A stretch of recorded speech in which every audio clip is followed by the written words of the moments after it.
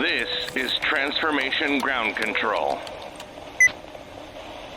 your source for all things business, technology, strategy, and change.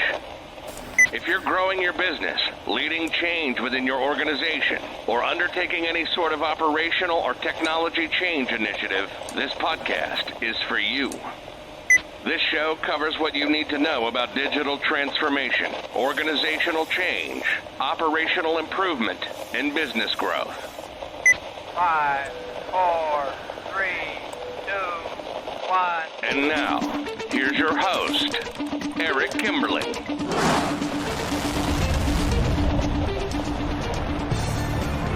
Hello, welcome to Transformation Ground Control, episode number 79. My name is Eric Kimberling. I'm here with Kyler Cheatham. Kyler, welcome to the show. Thanks for having me. As always, excited to be here.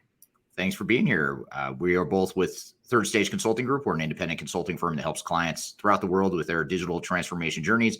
In this podcast, Transformation Ground Control is about all things related to digital transformation, including the strategy, people, process, and technology sides of change. So thank you all for joining here today. We've got a great episode for you. As always, we've got three primary segments that we're going to cover in today's show.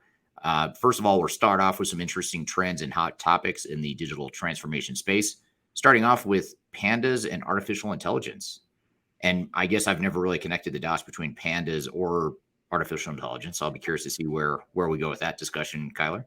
Yeah, most people haven't, I would say. Yeah, it's a pretty unique combo. Will we also talk about like rainbows and unicorns? And is it that sort of a discussion, or is it?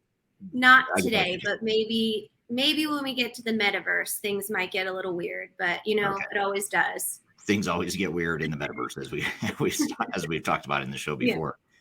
Yeah. And then we'll talk about other hot topics, including rivalries and digital asset sharing services. So we'll unpack the whole market of digital asset sharing services, as well as the commercial rivalries within that space. And then we're going to talk about 1,000 taps to company culture. So anytime we talk about change management and culture, that's always a good thing. We cover that a lot on the show, but we haven't talked about this specific topic, 1,000 taps to company culture. And then we'll talk about doing business in the Metaverse economy. And I suppose that's where things start to get weird and questionable at best. Because doing business in the Metaverse is still pretty relatively immature, but we'll talk about doing business in the Metaverse. And then finally, we'll talk about voice control technologies, some of the pros and cons of that technology. So those are the hot topics and trends we'll talk about here in the first segment. And then later in the show, we are going to have a handful of guests from the Third Stage team, in addition to Kyler and myself, who are going to be part of a panel discussion where we unpack this concept of digital transformation strategy and planning, more particularly talking about that phase in a project when you've selected your technology, you've selected your roadmap, and you're about to start the implementation. There's sort of a really important phase there that most organizations tend to want to gloss over or skip entirely, and that is the implementation readiness, the planning phase, the phase zero. There's a number of interchangeable terms you can use to describe it, but that is the phase of the project that we want to unpack and bring to life with a panel. So we'll have several guests on the show with Kyler and I talking about that topic. And then later, last but not least, the third segment, we will have Dean Sam from Third Stage Consulting in Asia Pacific. He's going to be on the show talking about the target operating model, or how to define a future state target operating model within your digital transformation. And by the way, target operating model, business process improvement, business process management, all the business process side of transformation. We also are going to dive pretty deep into that thread within the second segment as well, with the digital transformation strategy and planning panel discussion that we have. So be sure to stick around for both of those topics. But before we get to our guest in our panel discussion, what are some of these hot topics you have in mind for us, Kyler? Yeah, well, I won't keep you waiting with anticipation in the pandas. So basically, there is some new research out of Chengdu Research Base, which is the Great Panda Breeding Center in Southwest China. And basically, just to give you an idea, pandas are an endangered species. There's about 1,800 total in the wild and 600, in captivity. So conservation efforts are really important to make sure that this species still thrives in its environment. The challenge with pandas, which is really interesting when it comes to technology, is they lack distinguishable biological characteristics. And mostly that's because they have no facial expression. They all look exactly the same, which can make things like tagging and tracking really challenging. So basically what this research center has done is they've created a database that features images and videos that have been analyzed in recent years to showcase the difference between specific animals. So if Eric was a panda and Kyler was a panda, they would have the ability to identify those specific pandas because of the database and the machine learning and AI analytics within that overall database. So for just to give you an idea of how large this is, there's over 200,000 images, 10 terabytes of video data that were collected from 600 pandas, both living and deceased at this point. So basically it gives the opportunity to track these pandas, scale what tactics they're doing as far as survival and breeding mechanisms to continue to support the growth of the species.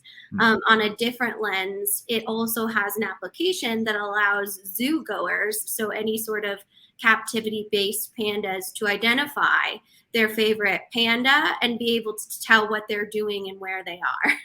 So kind of an interesting overall use of AI technology and conservation efforts, and also just so cute looking at panda images all day long.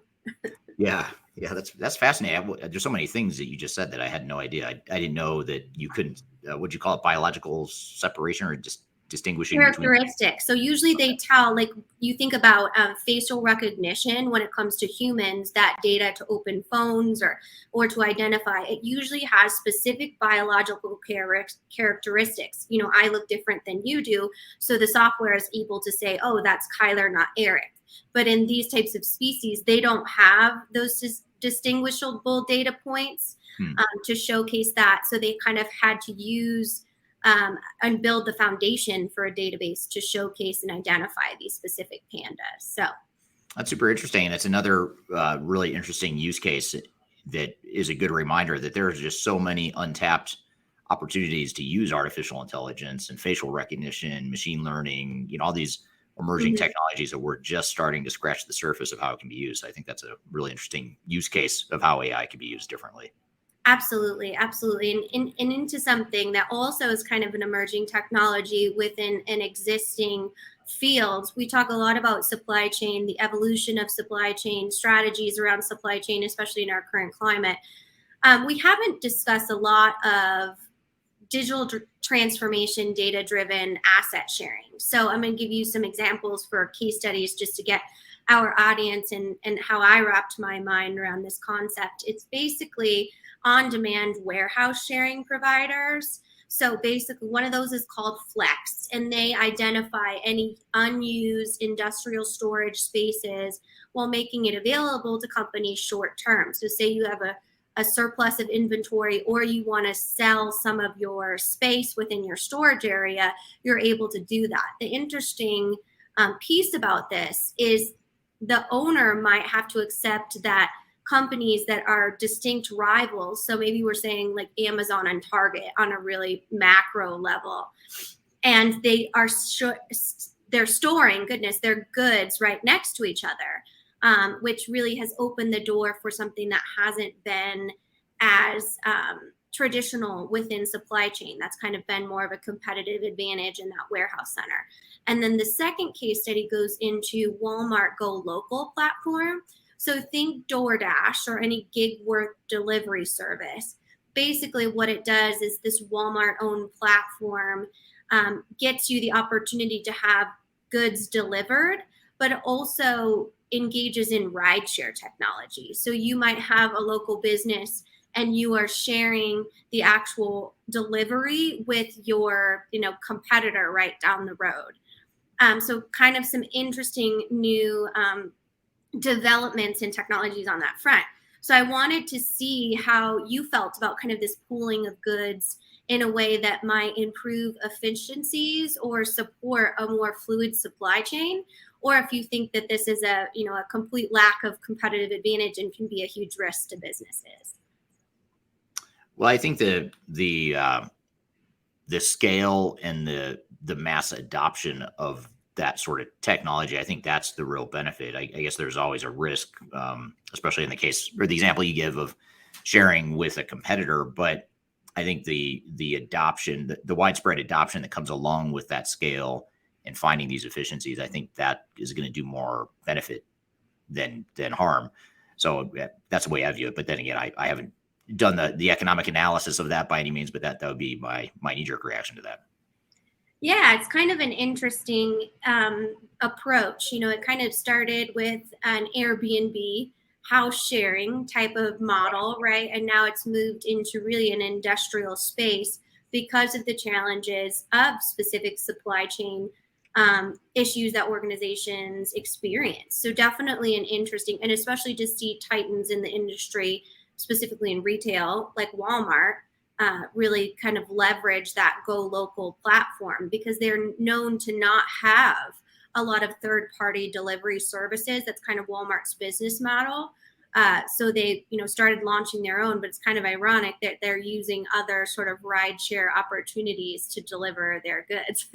Yeah, absolutely. So, absolutely. But speaking of user adoption, I kind of want to shift gears and talk a little bit about voice control tech. And for me, this is a very big trigger in my household and personal life. So a recent study talked about the pros versus cons of voice control tech. And basically what it's talking about is this technology is just in its infancy. It's really a basic program that's meant to perform simple tasks. And the voice control, when it comes to servicing another community, like the American Occupational Therapy Association was part of this study, and then talked about that this is really an emerging technology. However, the challenge is the cost of the hardware.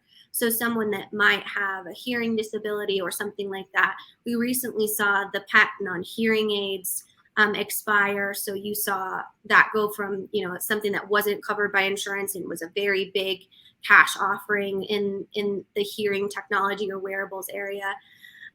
So there's a couple barriers. One is that it's not a sophisticated technology.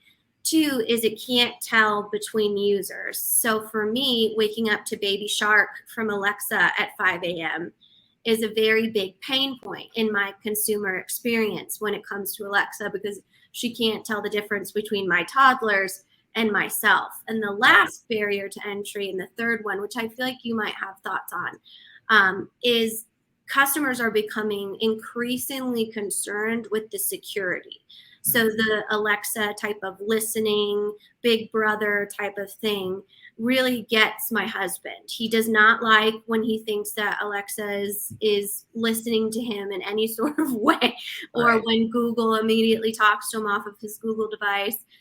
So much so that my father-in-law actually refuses to have any of these in the household, and will have, kind of secret conversations around them just in case the government is interested in our grocery list or something like that. But so wanted to hear kind of your thoughts on this emergence. Do you feel like it's going to become something that will be more sophisticated, or will it kind of be like Bluetooth where it's there, but it's never really something that comes to fruition in the case of ease of use?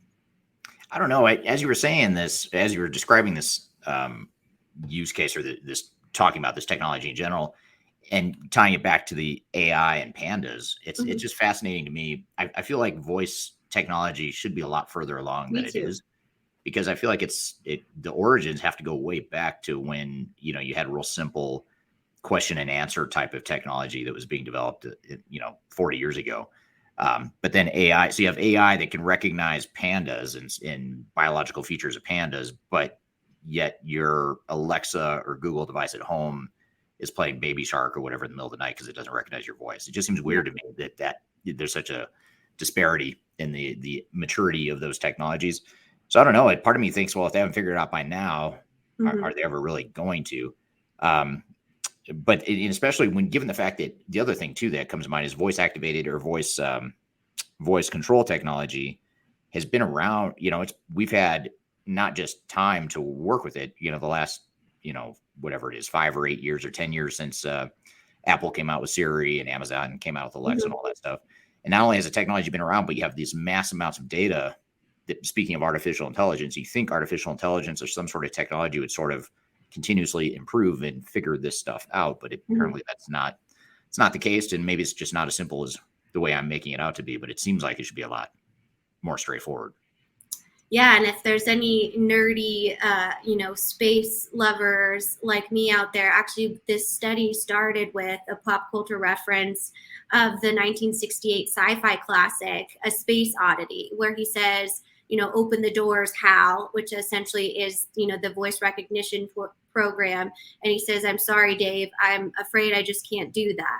So it's the concept, of course, has been around for a long time as well. So, well, you bring it back full circle to this podcast. I mean, this podcast was named after the song "Space Oddity" from David Bowie. So David Bowie talks about Major Tom or ground control to Major Tom. Mm-hmm. That's where the idea for ground control came from. So that's kind of interesting. You brought it full circle. Nice work on that segue. Completely intentional, for sure. I knew you planned that. Yeah, right. And the other thing this topic reminds me of is here in the United States, we have what's called Saturday Night Live, which is a satire comedy program with some of the top world's comedians. But they do one on Alexa that kind of stereotypes older users that we talked about kind of in that non-technical phase. And they do all of these things like caller, like Allegra, and like all of these. So I'll link it in the description notes because it's pretty funny. So if you'd like, to look at a spoof on what is happening with that voice control and pop culture, we'll give you some information. But at least we can laugh about it. Yeah, right. Yeah. But with that, let's talk about this interesting concept. It's actually from Inc. magazine, and recently Third Stage was listed on Inc.'s top 5,000 high growth companies in the U.S. So we're very excited to be on that list. With that, I kind of want to share this approach with you as a change management expert. They call it the 1,000 taps approach to company culture, and their reasoning behind it is because culture changes very slowly over time. So every sort of tap of a hammer, every sort of recognition, every sort of positive cultural reference, very succinct communication, all of those positive aspects, but they're not going to happen until the executive team starts doing it and then their management team starts doing it. And I understand this approach, but I wondered if you could give it kind of a digital transformation spin. If you come into a company that doesn't have a culture that's ready via your readiness assessments, your cultural assessments, all of the data that you collect, how can you fast track that so that they can go through their digital transformation, or you truly have to follow this kind of 1,000 taps approach? That's a great question. I think first and foremost, you have to recognize how big of a jump you're going to be making from where your culture is today to where you're trying to get it in the future. And it may be that your current culture is creating headwinds for your transformation. And not to say you shouldn't do the transformation, but it's likely that it's going to cause you to take longer. The transition is going to be harder, and you just need to plan for it. I think the problem isn't that it takes longer or that organizations have cultural headwinds. It's that they're surprised when it happens and they get completely blindsided by it. But really, there's no need for it. They should know through these assessments up front and understanding their current state versus future state culture. They should kind of know, what they're up against and what the pitfalls are. The other part of it too is you can start to bend the culture in the short term. You're not going to change it overnight if you're, operating on a 18-month or 3-year or 5-year transformation, whatever your roadmap is. And no matter how long it is, you're probably not going to fully realize the culture you want in that relatively limited amount of time, but you can do things to start to dial in on it and start to bend it to accomplish what it is you're trying to accomplish. For example, if part of your culture is, breakdowns of communication between silos in your organization, that's something that didn't just happen overnight. That's just decades of growth and, lack of coordination internally and things of that nature. And so to change that, it's going to take some time, but you can start to do things in the short term tactically that will start to create those 1,000 taps. So I think that's the key, is to do two things in parallel. One is to understand the lay of the land culturally and how that affects your overall digital strategy and transformation plan. But then also in parallel, as part of your change management strategy, be looking at that cultural sub work stream within change management to define how we can start to bend our culture to accomplish what it is we're trying to become. And can you take us through that narrative when it comes to, say, the executive team says, okay, I hear you, third stage, we need to change our culture in order for this to be successful. How do they go to their management tiers and set expectation that, hey, we're going to do things differently now because we're going to start to make these shifts in our culture to better set us up for success for a new technology? What does that look like? Yeah, as far as how you position it or communicate that need to your executive team, a lot of it's going to depend on, first of all, if you're an organization that's more forward thinking about culture or not. You just have to be self-aware. I mean, if you're not, you're not. It's okay. I mean, I think a lot of organizations try to pretend there's something they're not. If you're not a forward thinking cultural type of organization, then you have a different answer. But if you are culturally, kind of forward thinking, and your executive team understands the importance of culture, and that's, part of your organizational strategy, then it's an easier conversation. But let's assume that you may have an executive team that doesn't see it that way. In that case, what you can do is sort of take more of a Trojan horse approach to culture and sort of not bury it into other things, but use it as the way you communicate it is a way to enable ROI and real business value. So if they're just a more logical, less culturally focused organization, not to say you can't be both, by the way, you can be logical and be culturally focused, but let's just say they're more on the logical side, they're engineering types or whatever, financial types, and they're not quite, they just don't see the world in that cultural gray area. Then you start to tie the cultural work stream and activities that you need to do back to things that are important to the executive team. So you speak their language, whether it's risk mitigation, that might be the way you frame it. It could be ROI in dollars and cents for the CFO types. That could be a way you define it, or you view it as sort of an overall kind of a blueprint for what the organization is going to be, more of an architecture view, but you're coming out from a cultural angle. That might speak to more of an engineering type, for example. So you just really have to speak the language of your executive team and not try to assume that they get and value culture in the same way that a change management practitioner might, for example. Gotcha. Yeah, I think that's all such good information. Definitely, it's a unique approach, right? It's in your it depends category when it comes to company culture, because the important part is you utilize the data to understand your culture and understand how you're going to make those change as an organization, not so much maybe package best practices. Not that there's not room for those, but it's important to have your own unique approach, definitely. Yeah. So our last hot topic today deals with the metaverse, but in a little bit of a different capacity than we typically view it. So Wharton Business School, which is an Ivy League school here in the U.S., it's a university. They are the first globally to launch a business in the metaverse economy program. So it's actually a certificate program that showcases the growth of the economy in the metaverse. So just to give you some stats behind that, Bloomberg projects that the metaverse market will grow to $800 billion by 2024, which is not far away. I mean, we're almost to 2023.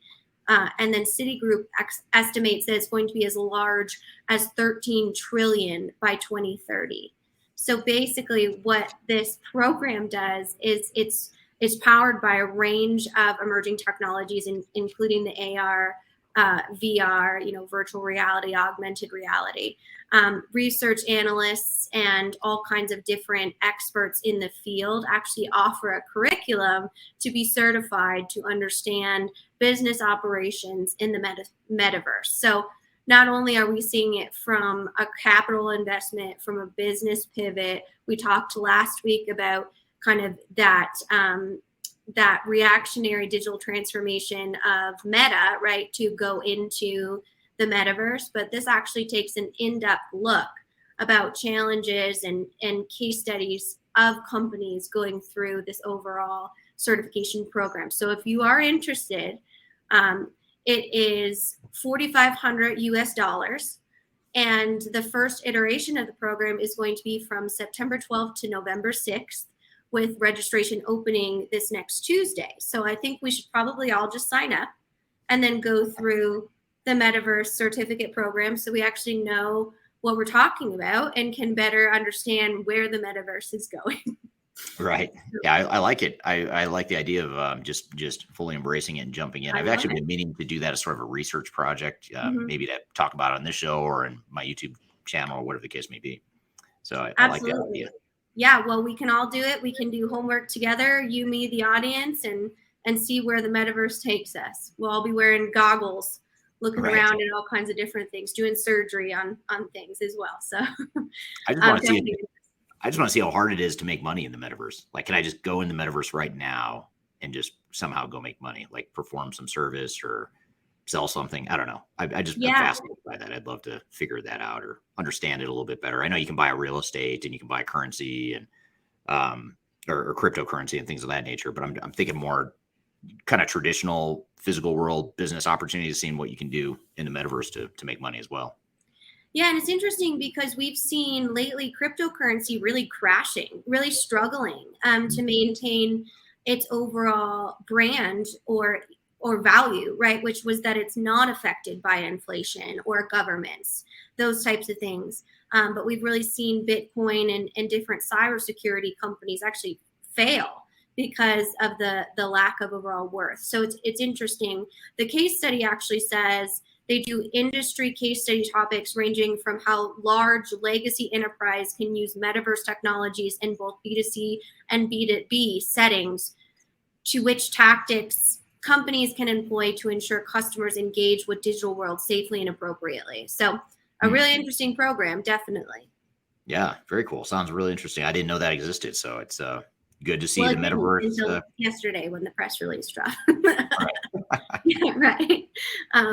But all interesting things. And again, I think that takes us kind of taking a step back of all these emerging technologies. What is the most important phase 0 step? And that's kind of what you talk through really tactically with our panel discussion that we had on our live stream earlier this week. Yeah. And so we wanted to have a panel discussion to talk about phase 0 / implementation planning / implementation strategy to really unpack and go into some detail into sort of a deep dive discussion of what these different work streams are that should be tackled before you really dive in and just start deploying technology. One of the biggest challenges we see with implementations is the tendency to want to just go start building stuff technologically without having a good understanding of what it is you're trying to accomplish, what some of the decision points are, what your overall plan is, how you're going to align processes in the technology, how you're going to change your organization, all that stuff that will eventually slow you down and create a lot more pain and cost and delay than if you would have just done that stuff up front. So that's really what we want to talk about, is define it in more detail, talk about why it's important, what some of the tactics and strategies are that you can take as part of your implementation planning and implementation readiness activity. So we're going to have a panel discussion. First, we'll take a quick break and we'll introduce the panel. You're listening to Transformation Ground Control. We'll be right back.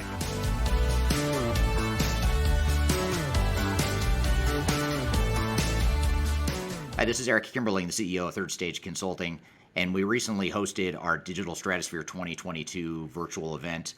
It's 3 days of packed content related to digital transformation best practices, about 16 or 18 different workshops and different speakers that are presenting on different topics, everything you need to know about transformation.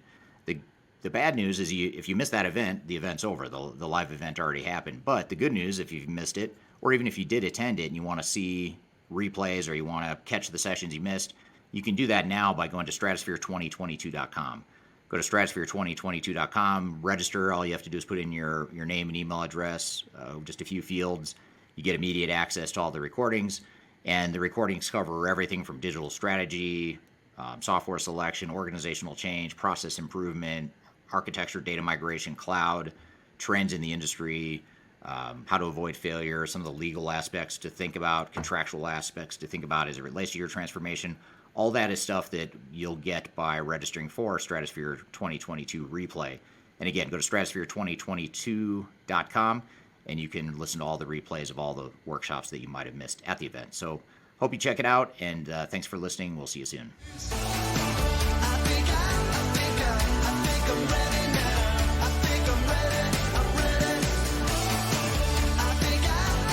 Hello, welcome back to Transformation Ground Control, episode number 79. My name is Eric Kimberling. I'm here with Cheatham. You can find new episodes of this show every Wednesday on YouTube, LinkedIn, Facebook, Twitter, and all of the audio podcast platforms. And if you don't mind, give us a thumbs up, give us a like, subscribe to the channel, subscribe to the show wherever you're listening or watching. We'd love to get the algorithms out there in the world to get this content out to more people. So we appreciate your support on that front. Our next group of guests is a great one. We're going to introduce the guests here in just a moment, but we wanted to have these guests on from the Third Stage Consulting team to talk about and unpack what it is, implementation readiness, implementation planning, what it is, and how that enables a more successful digital transformation than if you were to skip or gloss over that phase of the project. So with us today are several guests. So let's introduce the panel. Theresa Richardson from Third Stage Consulting, who's a director on the team here based in the United States. Theresa, welcome to the show. Thank you. I look forward to enjoying this conversation. It's one of the bedrocks of what we do, and I'm sure everyone is just as passionate as me about this. So. Yes, and we're gonna touch on some hot buttons for you throughout this conversation, including change management and process improvement. So I know those are two areas that you're particularly passionate about. So we're definitely going to touch on those pretty heavily here today as we talk about implementation readiness and planning. And then we also have Nate Stroeher, who is practice lead at Third Stage Consulting, also based out of our Denver office. Nate, welcome to the show. All right, thanks, Eric. Got a lot of good topics to talk about today, and look forward to sharing some of our experiences. Absolutely. And then Michelle Weiss. We have Michelle, who's a senior manager at Third Stage Consulting, based out of the United States, out of New York. Michelle, welcome to the show. Thanks, Eric. Looking forward to it. Absolutely. And Michelle has a background in project management, among other things. So when we talk about governance, controls, project management, all that good stuff, that'll be an area that Michelle will be able to help us unpack and understand a bit more as well. And then, of course, we have Cheatham, who is also the host of our Thursday, what's the name of our podcast again? It's called Transformation Ground Control. Transformation Ground Control.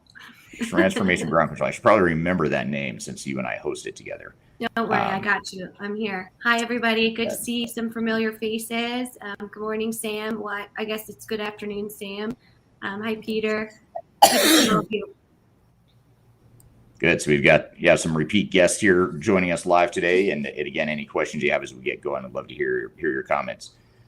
So I guess just to start, and actually in this conversation, this is a little bit different than most of our live streams in that we're actually going to show you a framework. I'm gonna pop it up on the screen. I'll take it away. We're going to kind of keep coming back to this one slide, this one graphic that summarizes what some of the major work streams are within implementation readiness and implementation planning. But before I start to show you sort of the conceptual framework and we start to unpack that in a little bit more detail, I wanted to talk about just why implementation planning and implementation readiness is so important to digital transformation success. And I guess just to maybe preface the question for you, Nate, to get us started on this is, a lot of times what we see with our clients and especially in cases where we come into the picture later where the project's already underway and perhaps they're experiencing some problems and they ask us to come get the project back on track. What often ends up happening is there's a tendency to want to just jump right in to a project, start building stuff, start building technology, and let's just start deploying it as quickly as we can because we've got milestones to meet, we've got a budget, we've got limited resources, so let's just go. And one of the things that we see is a lot of times in most cases, it helps a ton just to slow things down a bit early on to get that right implementation plan and readiness plan in place so that you can actually speed things up and be more effective later. And in the grand scheme of things, that actually is the fastest way to implement, even though it may not feel like it because you're not getting started right away on the technology stuff, which is where, as humans, that's kind of where our brains go. So I guess, Nate, just to start off, why is that implementation planning so important to transformation success? Well, I think it's safe to say that most people within an organization have been through a technology implementation. So that's something people are really familiar with. Digital transformation, however, is something that most people aren't familiar with. As a result, the organizations really need, as you head into the uncharted territories, a well-developed roadmap for success. At a minimum, you need to include your milestones, your resources, and your desired outcome. Or put another way, what are we doing? Who will be doing it? how long are we going to be doing it? And really the most important piece is the desired outcome. And I think you alluded to it earlier, Eric. Most organizations we come into, in fact, I would say probably 95% say, hey, we're really good with this step. We know where we're going. Let's just get started. Let's jump in. And I often compare it to saying, like, hey, we're going to go on a road trip from Denver to Los Angeles. Let's just go. Let's just get on the road and start driving. Well, you're really, you can do that. You might end up in LA. You might end up in Portland. So it's really important to say, like, where are we going? How are we going to get there? And what's our desired outcome? And who's going to be a part of it? And when you address these things, and some organizations really do know what they're doing, and so it's a very simple process of just confirming all of that. But it's really important that everyone's on the same page. Because of this being such uncharted territory, you have to make sure that everyone's real familiar with what you're doing and how you're doing it and what the desired outcome is before you get started. Yeah, it's a great analogy. Driving from Denver to Los Angeles. Sometimes I'll take that analogy even one step further and say it's almost like you're going to Los Angeles, but you're not quite sure where you're starting from. That's almost how a lot of organizations, or how it feels for a lot of organizations when they don't do this implementation readiness, because so much of what you're tasked with early in a transformation is to figure out not just where you're going and what that future state is, but sort of where are we today and how do we close that gap? Otherwise, you're sort of flying or driving in the dark, I guess I'd say, on your way to Los Angeles without clear vision or direction there. Well, that's a good overview. Thank you for that. And again, we're going to come back to the framework and talk about what some of the specific components of implementation readiness are. And I think that'll help bring some of this to life, because right now we're sort of at the high level, but we'll come down into the details here in a moment. But before we do that, another question for you, Theresa, is that, Nate just talked about why it's important to have this implementation readiness phase and why it's so important to success. What are some examples that you've seen organizations, or that of our clients' troubles or the things that they face when they don't take the time or the appropriate amount of time doing this upfront sort of phase 0 of implementation planning and implementation readiness? What are some of the consequences or some of the symptoms that you see as a result of that? Sure. So 3 really come to mind. And again, they all tie back to, in my opinion, that 3-legged stool or that pyramid of success, the people, process, technology.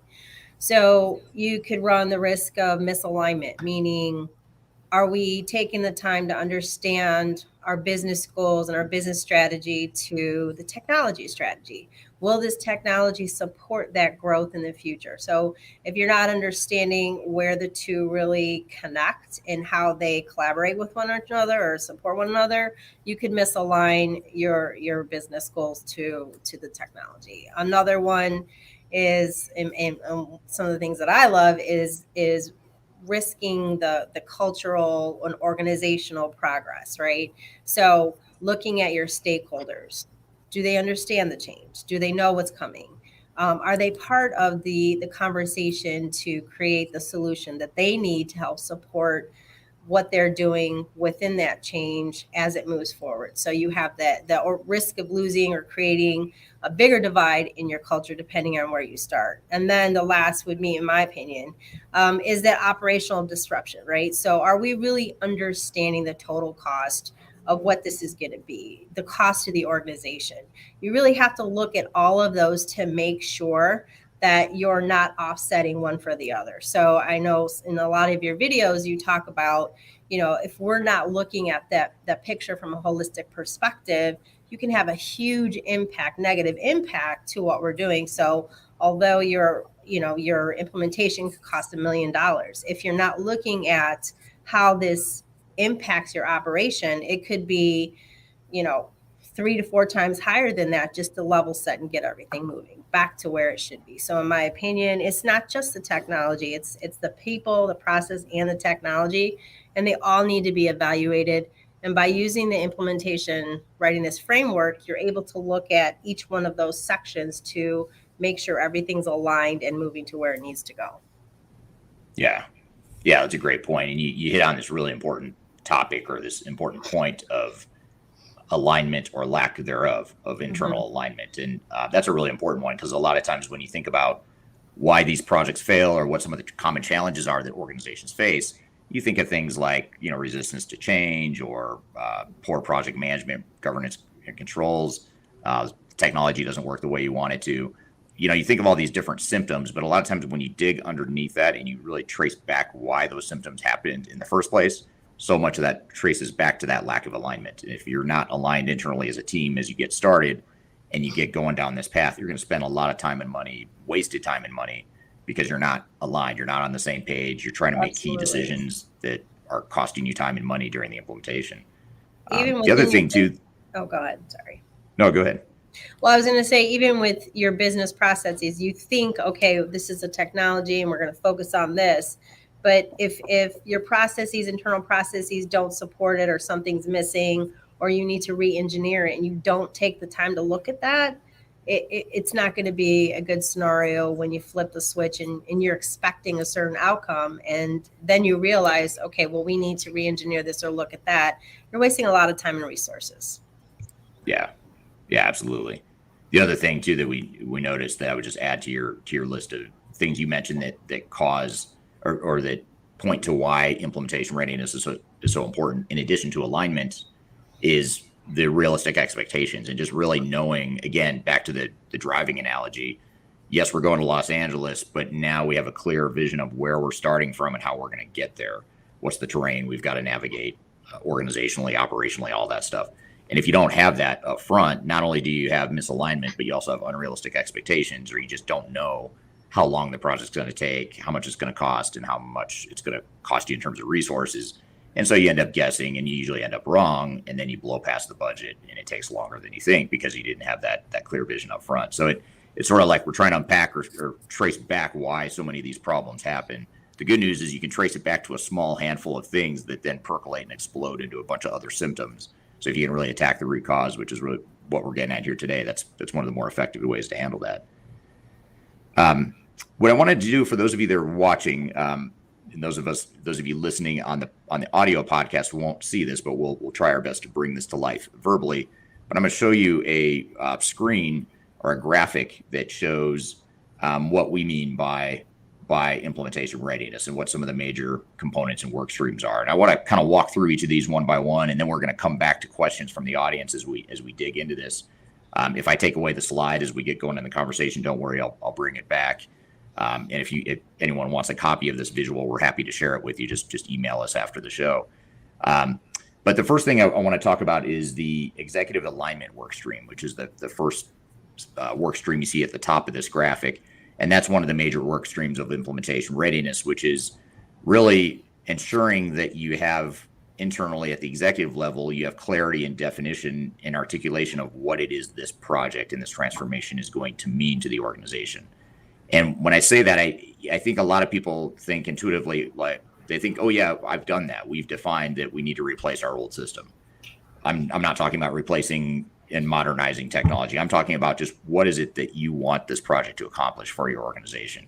It might be heavily focused on replacing old technology, but why? Why are you replacing the old technology? What are the goals and objectives you're trying to accomplish? And within that, more importantly, what are all the different decisions and parameters and guardrails you need in terms of decisions to ensure that you have a strategy that's aligned with your overall corporate or organizational goals and objectives? So this is where we typically would help clients through the process of making key decisions around things like, for example, are there certain parts of our business that we are willing to just change our business to fit the technology if there are technology limitations, which there typically are when you do these sorts of enterprise tech rollouts, or are there other parts of our business or certain workflows or processes where we know that's our secret sauce, we know we're different and we're intentionally different because that's our differentiator as an organization, and we're not going to compromise on that. Therefore, the technology needs to change to fit the business. So you think about those decisions, which there is no one size or one answer for an entire organization. Usually it's case by case or depending on what process or department you're talking about. But if you don't have that clarity of vision defined at the executive level, what's going to happen is you're going to get into the implementation and there's going to be confusion as to, do we customize the software or not? Or do we just change the business to fit the software or not? And you end up spinning your wheels and wasting a lot of time and money on some of those decisions if you haven't clearly defined those decisions early on. So that's sort of at a high level what that strategic and executive alignment work stream alludes to. But I want to shift gears and maybe as we kind of do a flyover view here of these different work streams and then come back to follow-up questions. We're here talking about implementation readiness and implementation planning with a panel discussion. We've got more topics and questions we're going to get to in just a moment, but first we'll take a quick break. You're listening to Transformation Ground Control.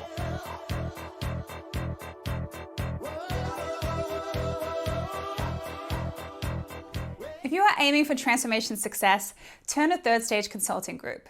Third Stage's independent and technology agnostic consulting team helps clients define their digital strategies, define their roadmaps, and manage their transformations.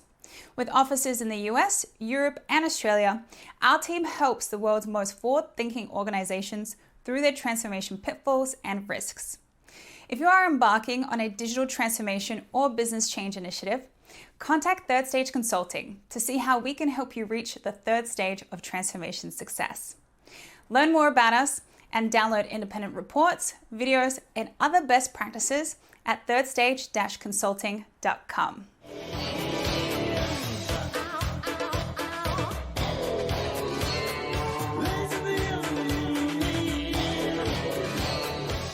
Hello, welcome back to Transformation Ground Control, episode number 79. We're here having a panel discussion talking about phase 0 of an implementation, which is also known as the implementation readiness and implementation planning phase of a project. I guess for you, Theresa, when you look at the operational readiness piece of that, the operational readiness work stream, why is that so important to a transformation? Well, again, in my opinion, if you're only focused on getting that technology in and you're not looking at the simplest question is your organization ready for this implementation? Do they have the processes to support the technology? Have we done an operational gap analysis to look at current state to future state and understand that transitionary period in between? If those questions aren't asked, there's going to be a lot of rework, a lot of wasted time, effort, and resources on an organization's end, and a lot of missed opportunity for improving your culture and even the processes within your organization to improve. So, again, in my opinion, operational readiness is just part of the pie, just part of the equation that you really need to look into. So, you need to make sure that you validate these processes and these requirements to ensure that you're on the same page. Is there any need to re-engineer or update or to create new processes, new roles, new responsibilities for training opportunities, for communication opportunities? It's all part of that whole ecosystem that you need to look at for success. Right.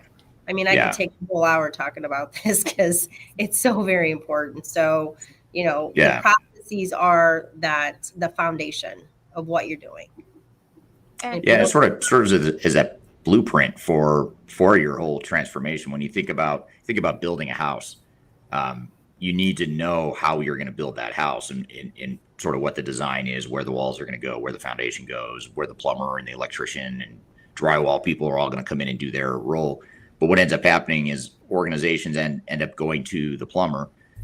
In this case, the system integrator, the software vendor. They go to the plumber and say, "Hey, tell us how to build a house and help us build a house." And so they just start with the plumber, but they don't have the foundation. They don't have the other pieces in place that are needed, but yet the plumber's there advising them on how to build a house. So that's the sort of analogy that we found to be effective with organizations is you've got to treat your transformation the same way you would treat building a house. You need to have that general contractor who could also help manage those business process pieces of it. And that's almost like having an architect on a home building project. You've got the architect and the design of what it's going to look like, and then you've got all the other contractors that can actually execute and make that a reality. So that's a really good point you bring up there.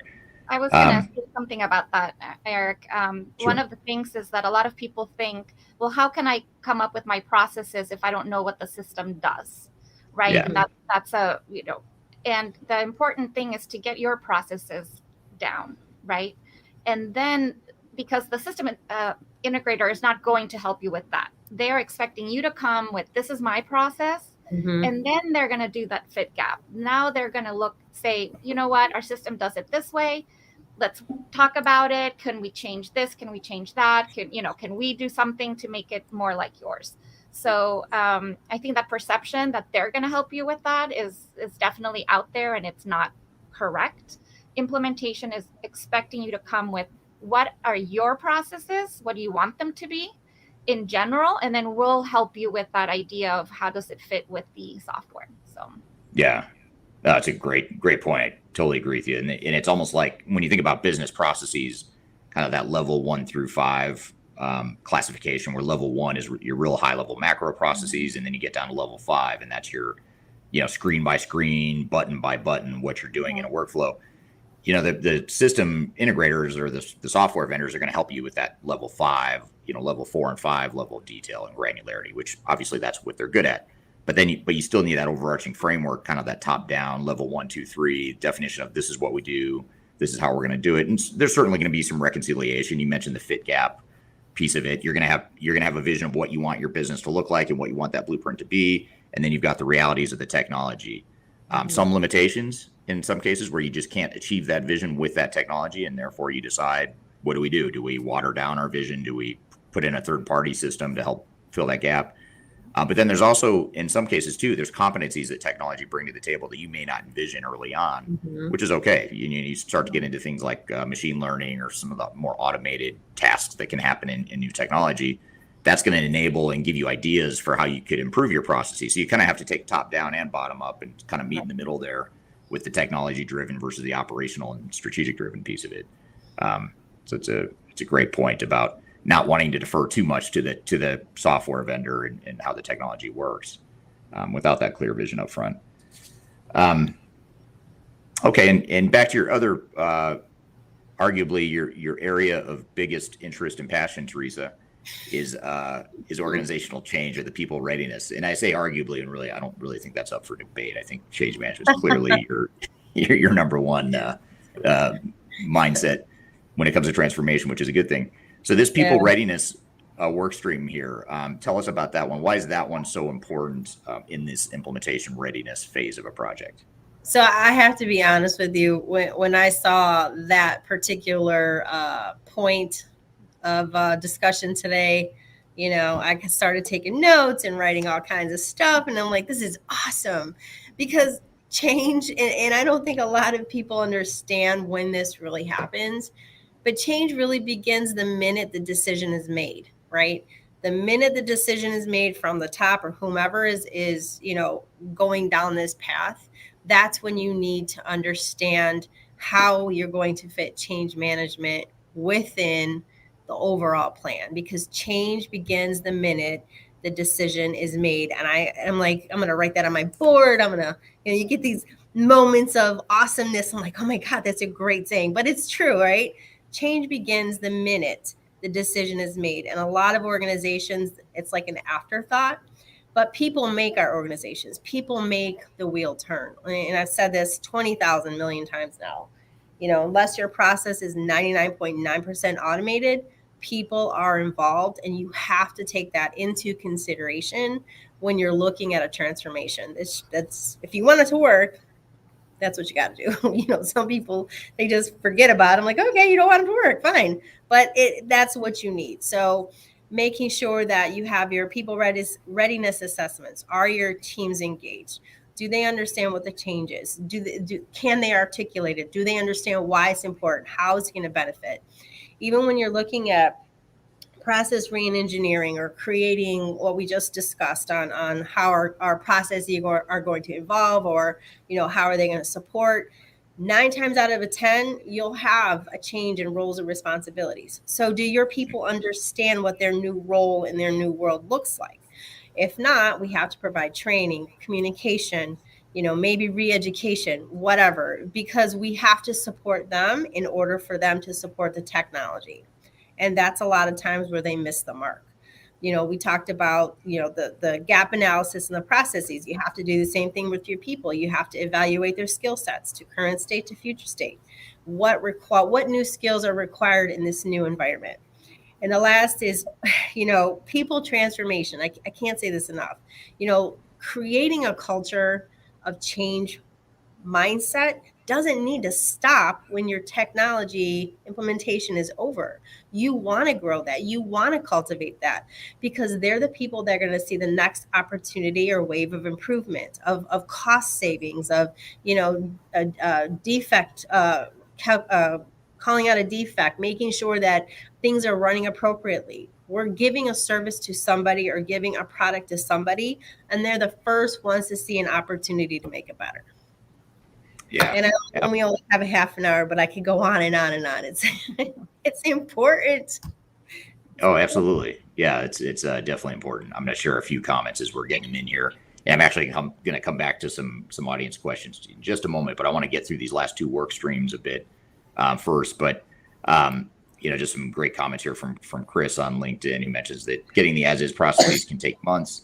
And then someone else on LinkedIn, I don't see the name of who posted it, but don't underestimate the effort it takes to educate your system integrator on your business, which then influences your business processes.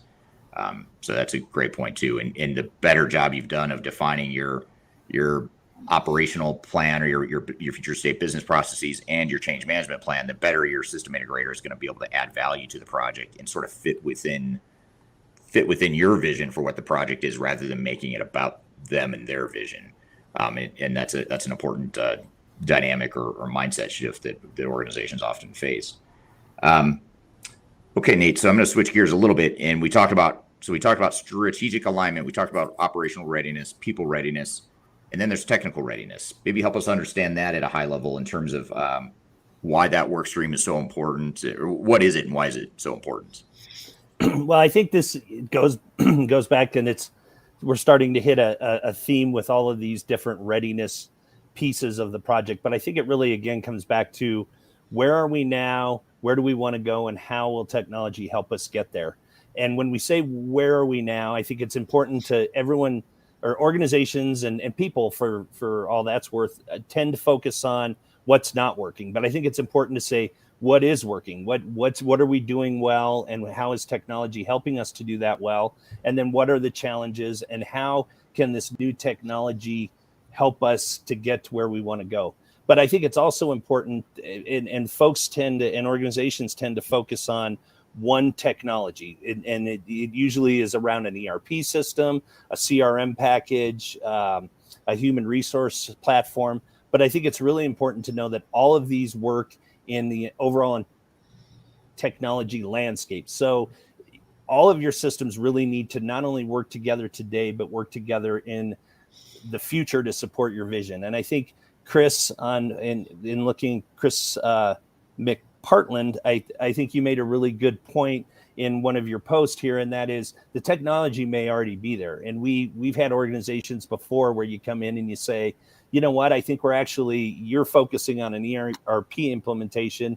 Maybe this is something that you already have in place that we just need to optimize. We just need to build the people and the processes around the technology that's already there. So it's really looking at all of the people, process, and technology, know that they don't exist in a bubble, and then finding out, again, back to those questions. Where are we now? Where do we want to go?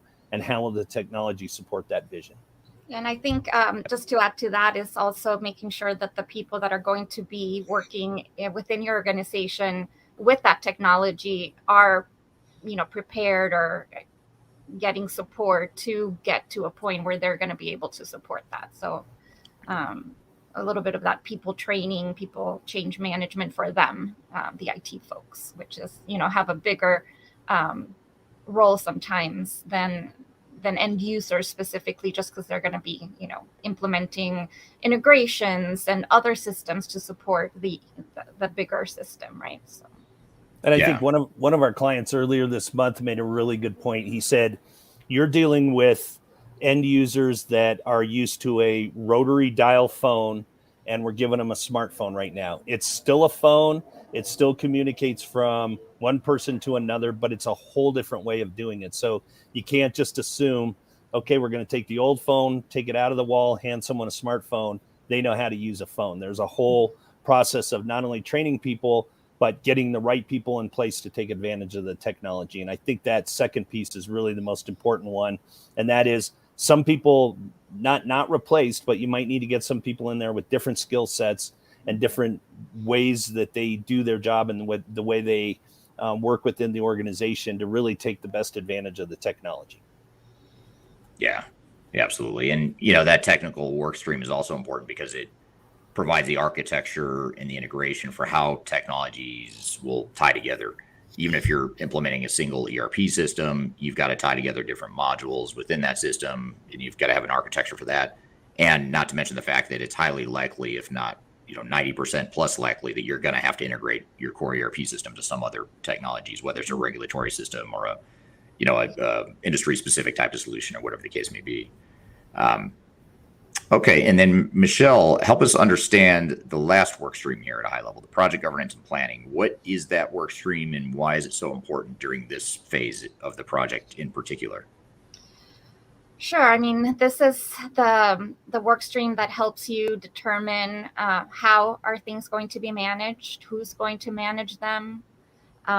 So the first one being the project governance is, how are you going to escalate things? Who's going to be the person that things get escalated to? How are you going to project manage this? Are you using certain software to do that? Or, just kind of getting ready for that project management role and how things are going to work. Also, I think part of this is, and it may bleed into the others, is, sometimes people assume that even executives know what their role is in a project, right? You just assume they know. Well, this is also part of defining what their roles are going to be and what is expected of them. So setting some guidelines as to, okay, you're part of this project team. These are the expectations for your role. So you're the executive sponsor. This is what's expected, right? You are available. You attend certain meetings, etc. So people know what to be ready for the project. Also, in building out your project team, realizing how much time you're going to need from those people, and does it make sense for them to be doing their job as well as being part of the project? In huge implementations, no, that does not make sense. You're actually going to need those people full time, and so figuring out a way to support them in that by backfilling those positions. So I know that that's a big thing in really huge implementations where, again, companies don't realize that that's going to have to happen. So they're going to have to hire people to take over some of these very important roles, but you need those really important people as part of the project to define all of these processes and make the project work. And then it's also looking ahead of time about what might be risks in your organization. So getting those risks down and starting to think about how to mitigate some of those risks. So I don't know what anyone else has to add to that, but those are my few comments. Yeah, some of the decision making is a really important one that you mentioned, which is how do we make decisions as the project goes? Who makes the decisions? Mm-hmm. A lot of times organizations delegate decision making about key business processes and strategic decisions. They delegate that to the project team in the spirit of delegation and just getting people involved. So it's typically coming from a good place. But what ends up happening is you lose that alignment. You lose that alignment with your future state strategic vision if you don't have that governance in place. So it's not just about keeping a project on track, making sure you finish on time, on budget. It's also about making sure that you are delivering a transformation that aligns with the executive and the strategic alignment strategy of the organization. And it's also selecting the project team all the way down to the user, the UAT people. So the users that are going to UAT, so that they are communicated to about how the project is going. Maybe they're not involved obviously in all the meetings, but they know that this is a role that they're going to fill, and get them involved, right? I think there was a question earlier about, they don't listen to the end users. How do they get involved? Well, UAT would be the place where they're involved specifically, but the idea is that your organization has chosen representatives to be part of the project that should know the processes and the things that you're doing to communicate those to the project team and hopefully get, some of those things into the project. You can't involve everyone in projects like this, But the UAT piece is where those users get to play with the system, test what, the processes that have been set up, and voice their opinions. This is working, this is not working. And that's their chance to really give that input, I think. So yeah, they need absolutely. to know that they're going to be part of the project even from the beginning. And obviously they're going to know that they're going to get training on especially if it's a brand new system, right? Sometimes that you switch from one platform to another and it's completely different. Letting them know that, yes, you're going to get some training. Everyone's going to get training. And that comes in Theresa's, communicate with the whole organization, not just the project team, as to what's going on. We're here talking about implementation readiness and implementation planning with a panel discussion. We've got more topics and questions we're going to get to in just a moment, but first we'll take a quick break. You're listening to Transformation Ground Control.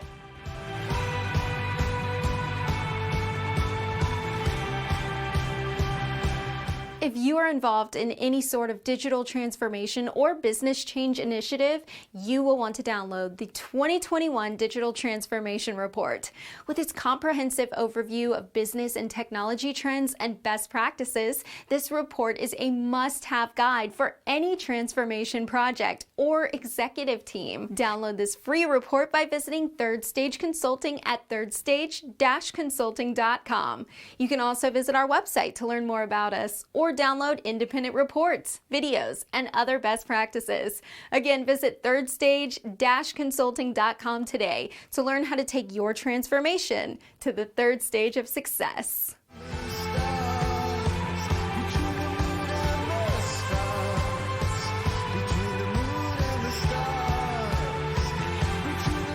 Hello, welcome back to Transformation Ground Control, episode number 79. We're here having a panel discussion talking about phase 0 of an implementation, which is also known as the implementation readiness and implementation planning phase of a project.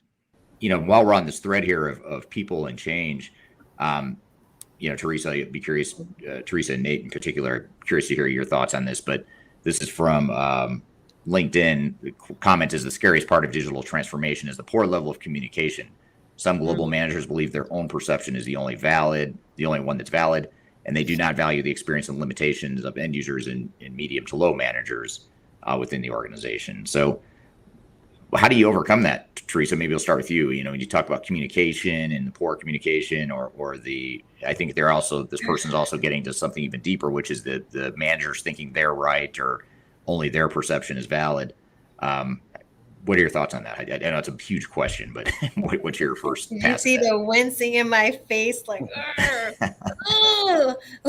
well, interestingly, most change, impactful change comes from that middle layer or the middle manager area, because they're the ones that are that conduit between upper and, in my opinion, team member level interaction with the process of the technology. Oh my goodness, you put a smile on my face, Kyler. Anyway,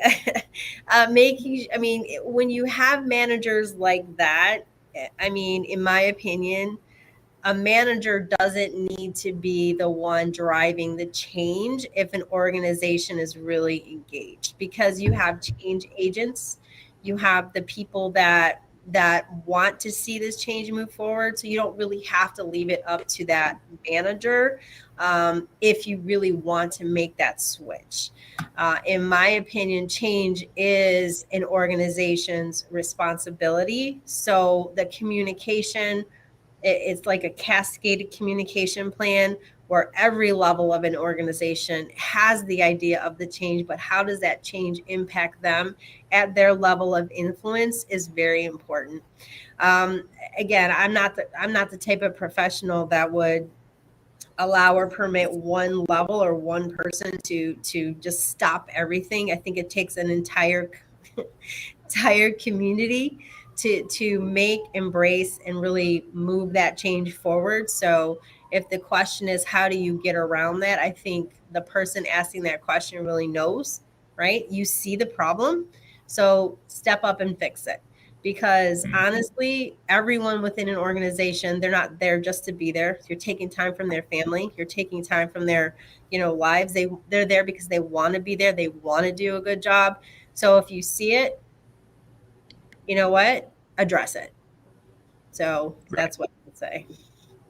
Yeah, it seems like it's a balancing act between, we talk about executive alignment and that clarity of strategic vision. So on one hand, you kind of need a somewhat of a top-down, even though that's not a cool word to say nowadays. It's all about bottoms up and servant leadership and stuff like that, which is great. But you do need that top-down direction and strategic framework. But then you also you can't overdo that either. You need to have that sort of bottoms up involvement of end users, but also the communication to and among different departments and different people within the organization. So you kind of have to do both, and you have to find that right balance for your organization.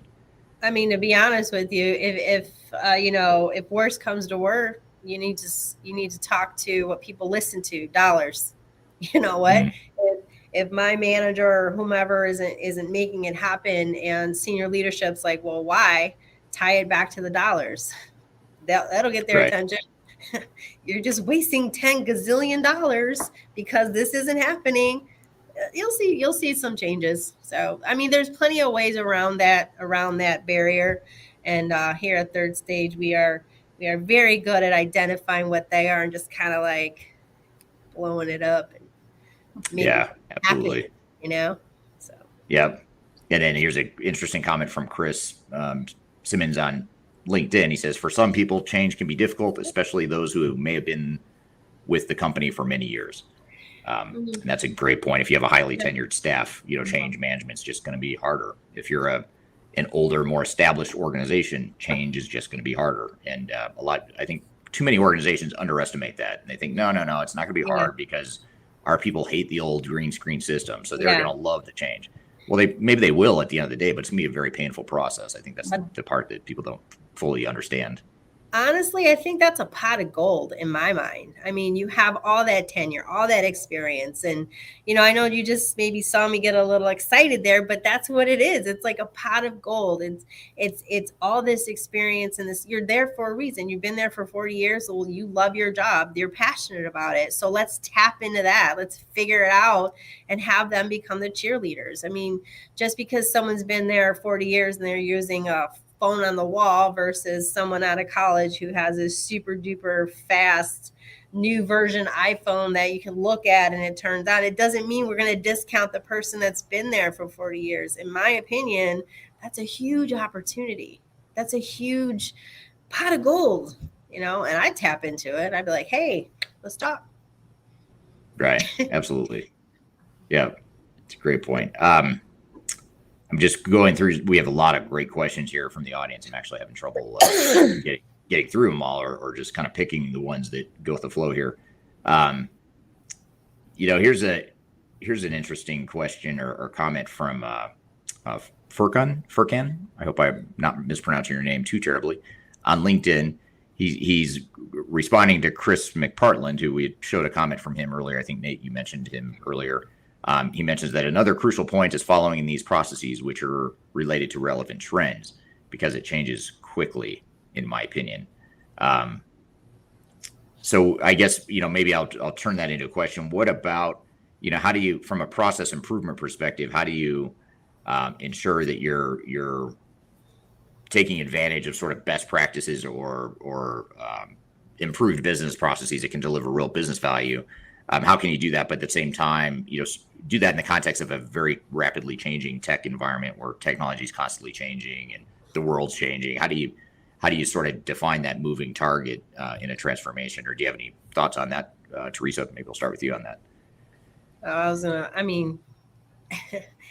I could talk all day on this again, but when you're looking at how the rapid movement of technology is occurring from your industry as well as your organization, just because it's moving fast, is that what you need for your business, is my question. So, flavors of the month, I hear it all the time. It comes and goes. So if something's moving quickly and it's something that you want to deploy, step back, take a look at the strategic alignment and how your processes and what are your strategic goals.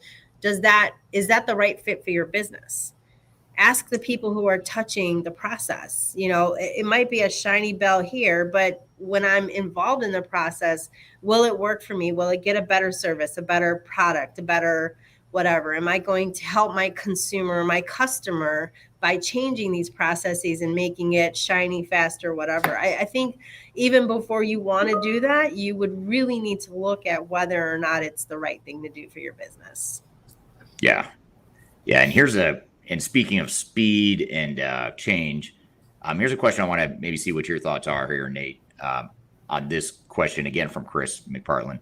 But I feel like this question really gets to the root or to the heart of why implementation readiness is so difficult for organizations to think through and to be patient with, or to actually take the time to do. Is I'll say it in his words because he says it better than I probably would have. But he says, I'm always under so much pressure to start delivering change, as there's always excitement and momentum in the early stages. So how do you ensure you get the time up front in an agile, impatient world? And I think that's a brilliant question, because that is the problem with implementation readiness, and why so many companies skip past it is because we live in this agile world. We want to move fast. And it's sort of like a human psychology sort of thing, where if we're not building technology, then we're not making progress. I can see and touch the technology, but I can't see and touch all this implementation readiness stuff. So let's just skip past it in the name of agile and go build some stuff. And that creates a lot of problems, in my opinion, that can lead to problems later. And that's hence the whole reason for this entire topic and conversation. But what are your thoughts on this, Nate? I mean, have you seen this before? How have you seen our clients overcome that? What are your thoughts there? Yeah, and that is a great point. And I think when you ask have we seen it, I think with every client we've seen it. And I think it really goes back to the point, and I'll use your analogy, Eric, but it really comes back to the point of starting from the beginning. Where are we now? Where are we going to go? And then really building a good plan on how you're going to get there and communicating. And I'll try and hit in all three of those. But it, again, kind of using that analogy of building a house, it's sitting down and saying, what do we want out of this house? Are we building it for a family? Do we want a lot of living space so that we can entertain a lot, that sort of thing? That's the vision. And then really sitting down and saying, what's the plan? And saying, do we have to dig a foundation? We have to frame the house. We have to get the plumbing and the electrical. And then really the most important piece in my book is communication. And I think the communication has to be consistent. It has to be frequent, consistent, and concise. And I think as long as you can take your communication and tie it all into where are we now, where are we going, get it in front of people, whether it's weekly, bi-weekly, monthly, at staff meetings, whatever that is, and then make it concise, make it relevant to what the end user sees and what their piece is in the overall project. So people don't want to read 5-page emails, but they want bullets. They want to know what the change is, what's coming up, what's their involvement in it, and what can be expected of them.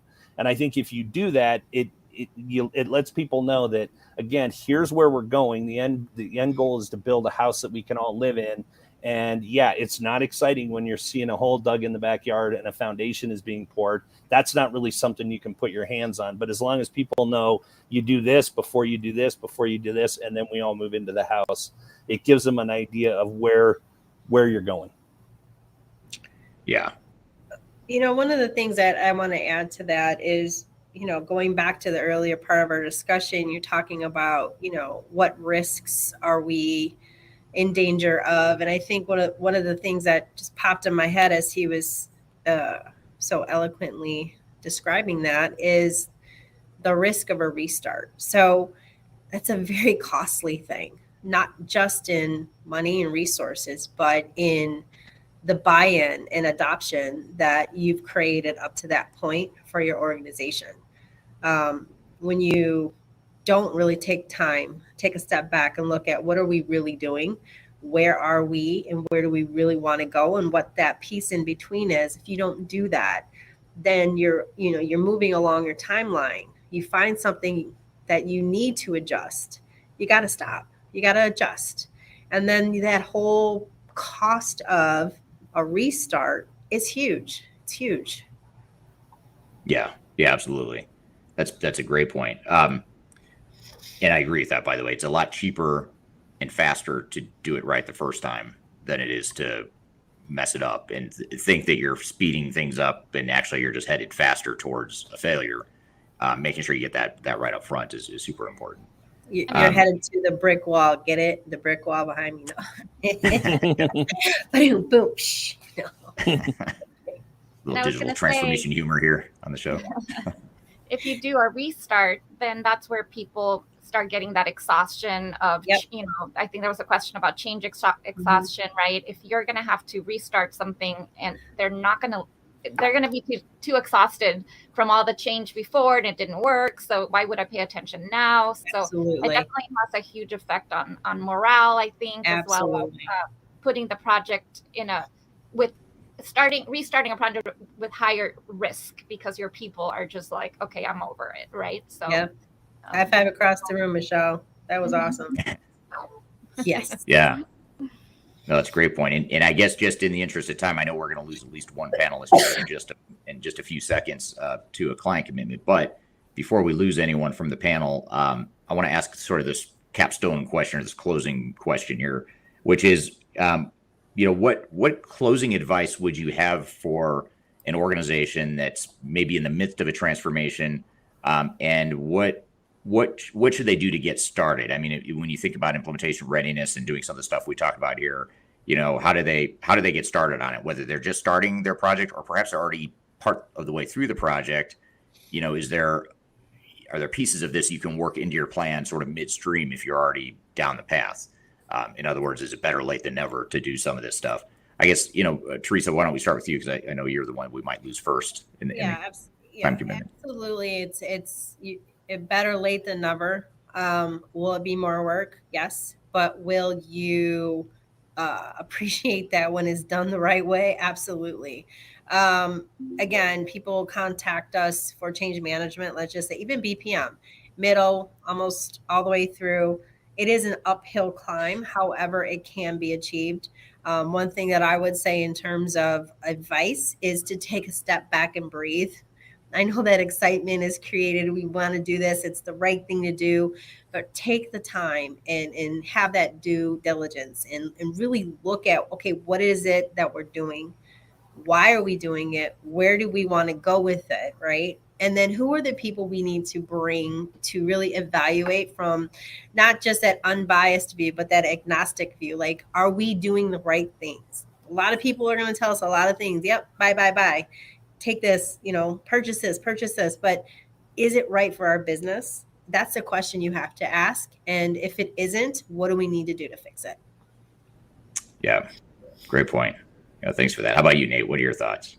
Yeah, I think it's real simple, and I think it's create the vision, create the plan, and so create the vision, plan the work, and work the plan. And I think that's again, very oversimplified, but as long as everyone's on the same page of where the vision is, as long as everyone agrees on the plan, and as long as you're working the plan, like Theresa said, it's never too late to start, but it's really important to know where you are and what's the plan to get you caught up and what's the plan to get you to ultimately where you want to be, and be realistic about the challenges that are ahead, and then work the plan.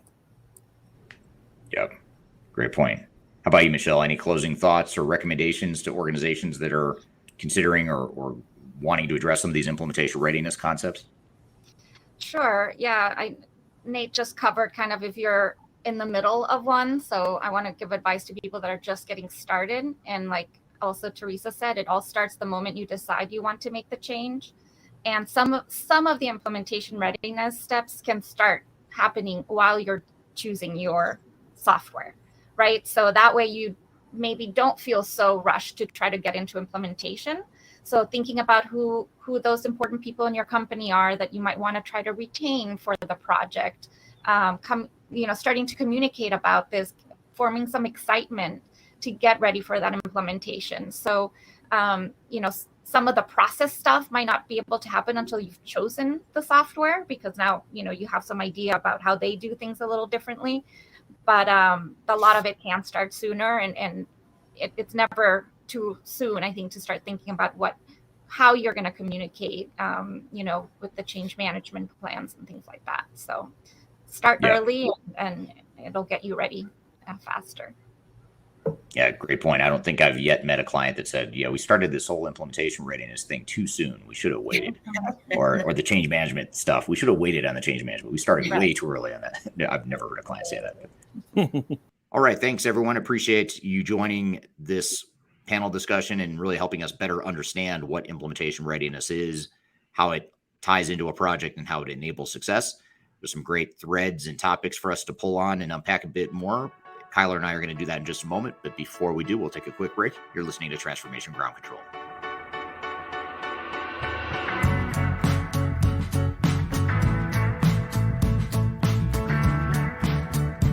If you are aiming for transformation success, turn to Third Stage Consulting Group. Third Stage's independent and technology agnostic consulting team helps clients define their digital strategies, define their roadmaps, and manage their transformations. With offices in the US, Europe, and Australia, our team helps the world's most forward-thinking organizations through their transformation pitfalls and risks.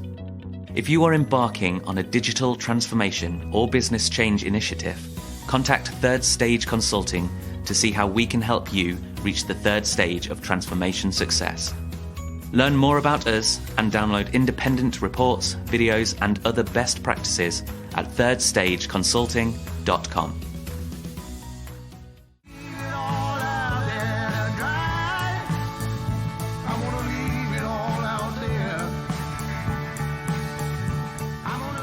Hello, welcome back to Transformation Ground Control, episode number 79. My name is Eric Kimberling. I'm here with Kyler Cheatham. And Kyler, we just had a panel discussion here to talk about implementation planning and implementation readiness, sort of that phase zero of digital transformations that so many organizations tend to overlook, but yet it's still critical to the success of a transformation. What were some of your takeaways from that discussion? Yeah, absolutely. Great discussion, and really great different perspectives. So Theresa, just so everyone knows, she's a director of transformation and strategy, so she really oversees a lot of our projects. Nate's our practice lead, same type of role there. He helps with some of our more specialized projects. Michelle is a senior manager. She's also bilingual, so a lot of our Latin American business she specializes in. So I think that was a great kind of diverse panel discussion because they really play all kinds of different roles and have different specialties here at Third Stage. So I wondered, for the implementation readiness framework that you looked at, when it comes to those different buckets, and we look at strategic and executive alignment, operational readiness, people readiness, technical readiness, and project governance, is that in order of priority? No, it's a great question. It's not. Although, we could sit here and debate all day which ones we think are most important. And, some of us are going to have pretty strong opinions on some being more important than others. But generally, it's stuff that's happening in parallel. So it's not a sequential step by step. It's more of these are the major work streams that kind of should start early on in a project in this planning and readiness phase zero initiative, and then continue through the transformation beyond that. So if you are looking at this phase zero approach, who are the key stakeholders at the very beginning of the project that helps mobilize these different initiatives? Well, it certainly should be your executive steering committee and your executive sponsor. I mean, you really do want to make sure that your executive team is aware of the need for these work streams and for this general phase, because oftentimes, they're the ones, because the executives are oftentimes a bit removed from the tactical aspect of a transformation, which is understandable, especially for larger organizations. Along with that sort of few degrees of separation comes a lack of understanding of why it's so important. And it sounds particularly good to executives to say, let's just start deploying technology tomorrow rather than next week, because we'll save a week and we'll finish a week earlier. But the math doesn't add up that way, because what happens is if you start tomorrow and you neglect that 1 week, and to be clear, these implementation readiness phases typically take more than a week, but I'm just using this as an example. But if you have this perception that I don't want to delay the project a week, so I'm going to start it now, the reality is you're going to end up spending a lot more time, and you're going to have so many delays through the project that whatever you think you're going to complete the project in, whatever time frame you think, was never realistic to begin with. If you don't do the implementation readiness, you have to plan for these hiccups and the organizational disruptions, the operational disruptions, the internal misalignment, all the problems that so many transformations have, Mhm. are mitigated by taking care of this stuff up front and sort of neutralizing risk before you ever start on the transformation. That's really interesting. And what is the overlap? Because it seems like from my perspective, there's some for software selection. Like it seems like a lot of some of these things you'd want to consider when selecting a software, or are these just purely implementation? No, you're absolutely right. It's actually a really good point. We didn't get to that in the panel discussion, into that important point that in a perfect world, which as consultants we like to operate in perfect worlds and the way we think things should be, but then there's obviously reality of what what constraints every organization has. But in a perfect world, yes, you would start those activities actually ideally before you ever select the software, Mhm. and you might run a lot of those in parallel with the actual evaluation and selection of technology. But the reality is a lot of organizations sort of start with a problem statement of we need to replace our technology, or we've outgrown our technology, or we're trying to scale the business. So let's go find some technology that's going to help us do that. And that's just the way organizations tend to think. And so the key then is to, assuming that they don't have the foresight and the proactive mindset to do all these activities before they ever select the technology, I think it's okay if you don't do it before the technology selected. But where it becomes a real problem is if you don't do it and then you start the implementation, you just jump right in and start implementing. That's where companies get into trouble. So I think, again, it's sort of that better late than never message or thread that we started to talk about in the discussion, but the sooner the better, for sure. Absolutely. I think that makes a lot of sense. And it's a great message just for setting organizations up for success, is really engage your third party agnostic independent team during software selection, so that way they can help identify any of these pitfalls or red flags that might derail your implementation. Because as Theresa mentioned, that's an incredibly expensive triage project, not to mention for some small to mid-tier businesses, that can really put you out of business. So it's such a huge consideration. Something I'm hoping that we can expand a little bit more upon, because I know, we had a ton to talk about in this panel, but project governance, to me, this has been something that has really been an emerging need. It's always been a need, but more of the fact that this is really kind of the main governance or the mantra or the manifesto, if you will, of the project.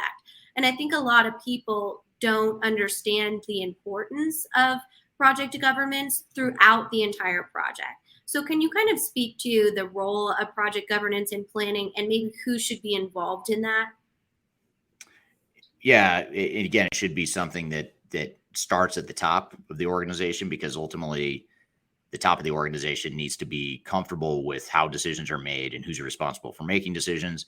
And they also need to have accountability and ownership of governance and the project in general.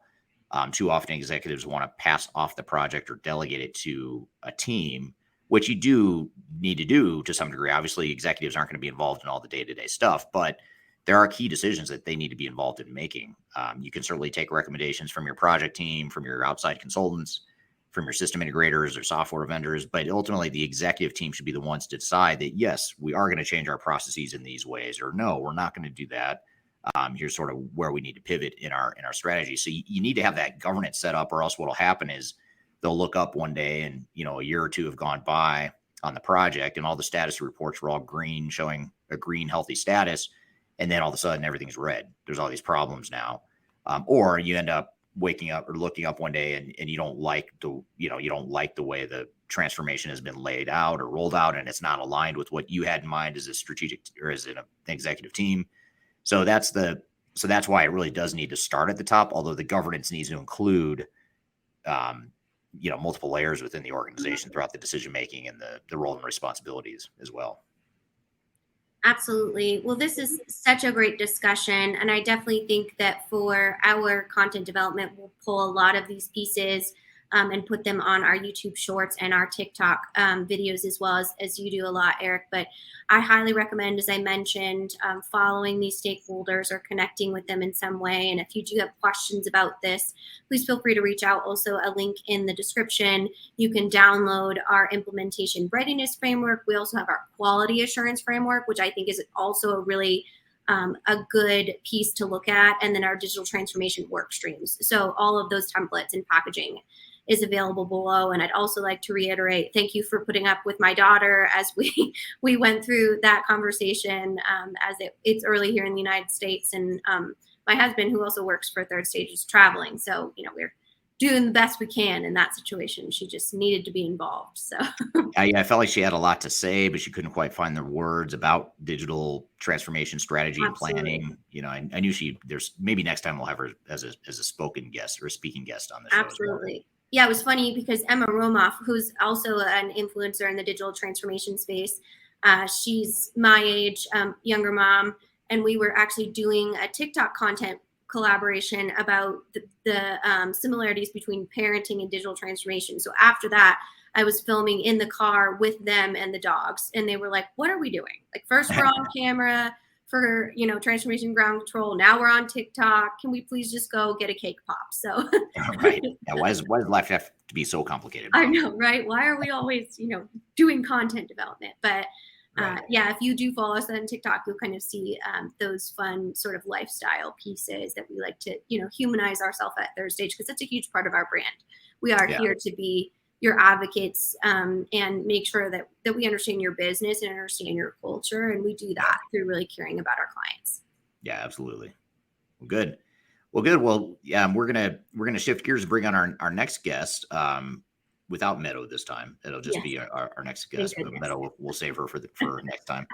But we're going to have Dean Sam, who is a director of Third Stage Consulting in Asia Pacific. So he's based out of Hong Kong in our Asia Pacific office and team.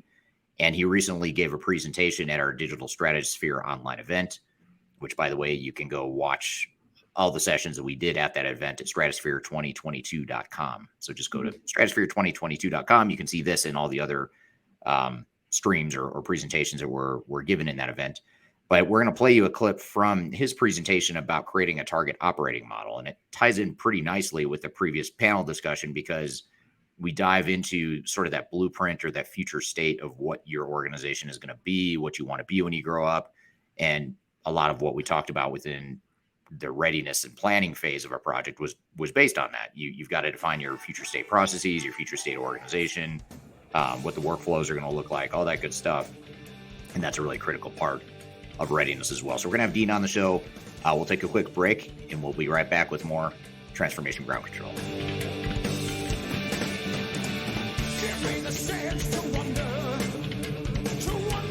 If you are aiming for transformation success, turn to Third Stage Consulting Group. Third Stage's independent and technology agnostic consulting team helps clients define their digital strategies, define their roadmaps, and manage their transformations. With offices in the US, Europe, and Australia, our team helps the world's most forward-thinking organizations through their transformation pitfalls and risks. If you are embarking on a digital transformation or business change initiative, contact Third Stage Consulting to see how we can help you reach the third stage of transformation success. Learn more about us and download independent reports, videos, and other best practices at thirdstage-consulting.com.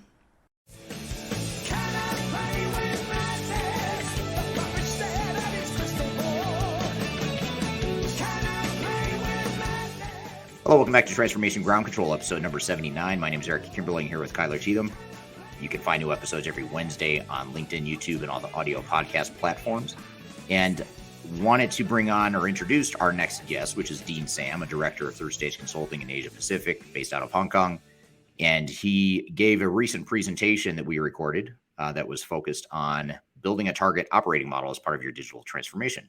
So let's play the clip and then we'll unpack some of the concepts here in just a moment. Just want to share a quick story. It was 4 or 5 years ago when I was attending the Digital Stratosphere as a participant. And that's when I got in touch with Eric. We stayed in touch over LinkedIn. And about a year ago, he contacted me for a project based out of Hong Kong. And the project went well. And then soon after, I became one of the members of Third Stage APAC. And Wayne and myself, we represent the region. So it's quite the opportunity here to be able to be a speaker this time at the Digital Stratosphere. So I hope I'll be able to show you a few things, and you'll be able to to use them in your upcoming digital transformation. So today's session would be about defining that future operating model. And a part of that future operating model, Eric has already touched upon it quite a bit in terms of that executive alignment. So there's going to be a bit of crossover in terms of what Eric showed you and what I'll be presenting. First off, I'd like to share with you our third stage end-to-end digital enablement methodology. And really, roughly, it's based out of 4 major steps. And Eric talked about that digital strategy piece, and Kyler reiterated how important it is to develop that beforehand, because your digital strategy will be your driver in your next steps, whether it's a digital transformation, whether it's an ERP implementation. And that's going to allow you in the second step to properly choose which ERP solution you require for your business that satisfies the business and process requirements of your business. Once that selection is done and you have negotiated your contracts, then we also help our clients in that pre-implementation and readiness and change management piece. And like Eric shared, change management is pretty much is the number one reason where digital transformation fail. And we really take the time and put a lot of energy with our clients to set up their steering committee members, to set up their project teams, to develop their change management strategies, and to follow up on the change management initiatives. And lastly, this is where really the fun starts, and it's during that implementation piece of the solution. We help our clients to make sure that what the system integrator or the vendor has promised, that they're actually delivering on them. And at the end of the day, once the system is implemented, you're getting the value out of that investment. So in terms of that digital strategy piece, and that's where the operating model sits under that digital strategy piece, is you have that strategic and executive alignment, which we're going to touch upon quickly. And then that's how you're going to start building that future operating model for your organization.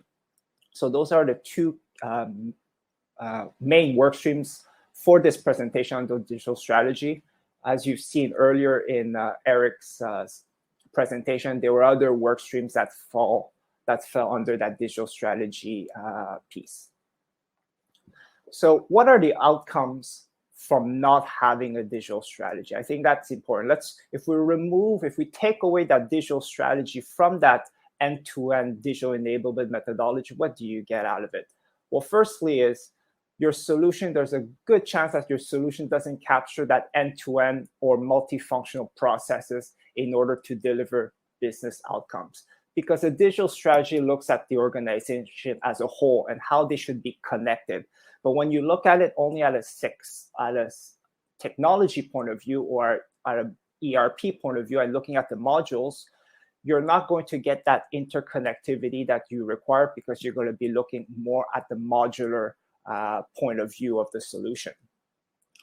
So therefore, instead of being an enabler to better operate, that solution that you have invested a lot of money will start dictating how you eventually have to operate.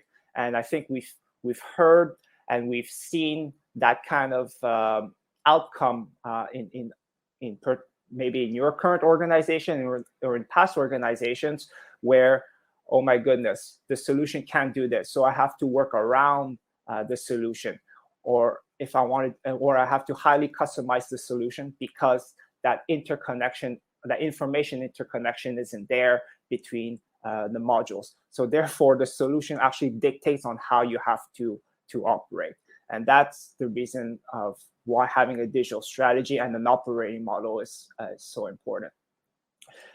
And in terms of selecting your ERP, you become reactive and bound to the offerings of the solution vendor or reseller. So instead of telling the solution vendor, well, this is my operating model, these are the modules that are required to support my operating model, and therefore show me what you have in your suite of modules, that's the right way to go about, instead of having the reseller sharing with you everything that they have, and you'll get easily enticed by what it offers. But does it fit into your digital strategy? It could be a nice to have, but is it worth that investment so far right away? And ultimately, if you don't have a digital strategy and you rely on system integrators to just implement a solution, often or not, you end up having a generic implementation that struggles to deliver the value that you need for your business. So we all talk about the best practices, and ERP follows best practices, and best practice offers certain value. But is that the right value for your business based on your strategy? So those are certain outcomes that you can that we can find by not having a digital strategy. So how do we go about in building a digital strategy and building that operating model? Well, let's put aside the technology piece. Let's put aside the solution, and let's get back to business management basics. Let's look at what's changed in the business landscape of the organization, of the market. Are there any disruptors in the market that we need to consider? Are there other areas or other opportunities that we need to be looking at? We'll have to start, let's define the key value drivers and core competencies that we require to thrive in this ever-changing market. And that's where you start to rethink how you want to operate, right? And what would be your future operating model, the right processes that you need to have. So what do I need to operate in this new landscape? And then you start looking, do I actually need an ERP to operate in that way? So the first 4 points are the first questions that you should be asking. And only at the fifth point, then you're questioning yourself, do I actually need an ERP, and will that support my new way of operating? And once you have, your team has made a decision that that an ERP would be beneficial and would be required to support that new operating model, then we start looking at what is the appropriate functional architecture for my ERP. So what do I really need to run my future operating model, and ensuring that I'm not buying too much or too little. If I buy too much, there'll be certain modules that I'm investing subscription and licenses that do end up becoming shelfware. So let's move on to, in terms of the mechanics of defining that operating model. We first start by selecting the business topics that we're going to go through with the different stakeholders, the executives at the client end. And we could be going through a different number of topics. And usually there are two different categories of topics that we can run through them. One of them are policy-related topics in terms of governance. So how do they want to manage their approval processes? In terms of information management, in terms of if they're going through a ever-changing market, how do they want to respond to that ever-changing market? And what is their growth and plan for the future? Another type of topics that we would also deliberate with the executive group during these workshops to define their operating models, it could be topics more functionally related. So how do they see in the future? How would they like to manage their procurement processes? Or how do they see their future supply chain and distribution networks coming along? How do they like to manage their sales and demand planning? And also, a very important piece is that master data management piece, which it's a really key critical success factor for any implementation. And Eric talked about data migration and so forth, and that falls into that space as well. So we learn about the organization. We understand their predicaments, their situations, and we identify what are those key topics that we should be raising during the early stage of the workshops to build that operating model. Once those topics are defined, for example, governance is one of the topics, we start building that spectrum, all right?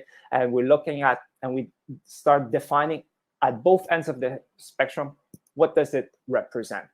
So on one end of governance, on the left side, is more of an outcome-focused governance and authority kind of model. And on the right side is more hierarchical governance, so based on position and hierarchy.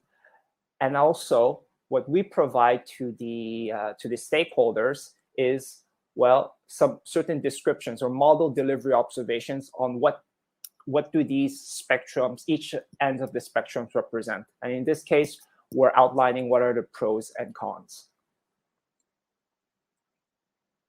Another example, more on the functional side, for example, on procurement management, let's say if an organization has gone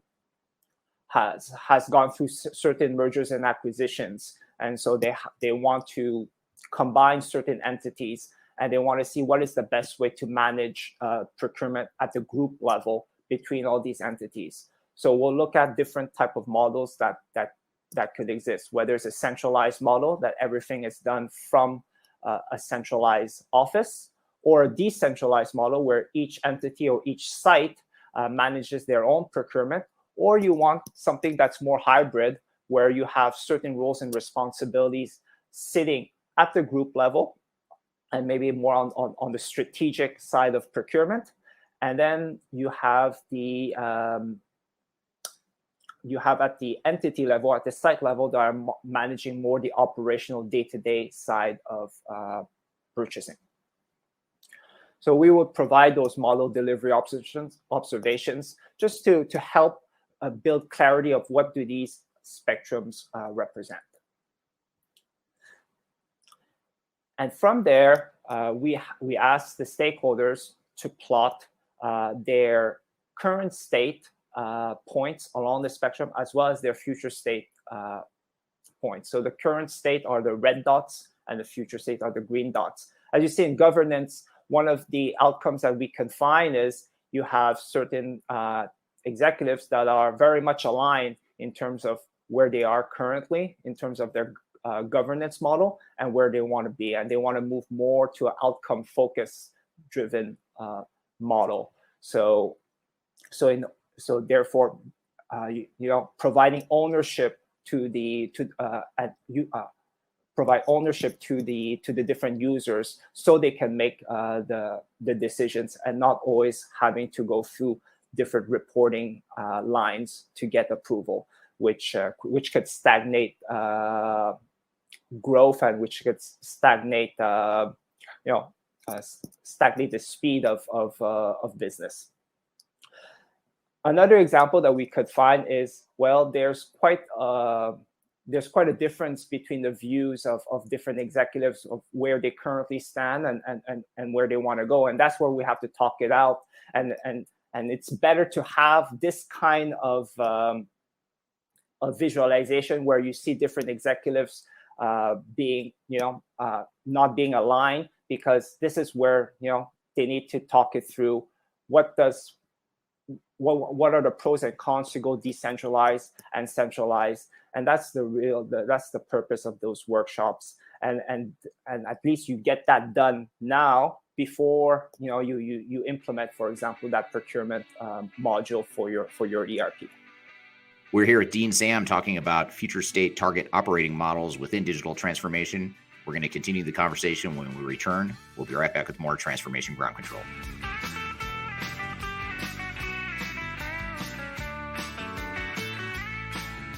If you are involved in any sort of digital transformation or business change initiative, you will want to download the 2021 Digital Transformation Report.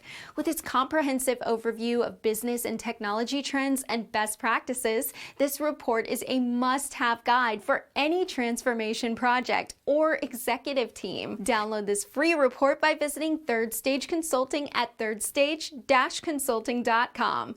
You can also visit our website to learn more about us or download independent reports, videos, and other best practices. Again, visit thirdstage-consulting.com today to learn how to take your transformation to the third stage of success.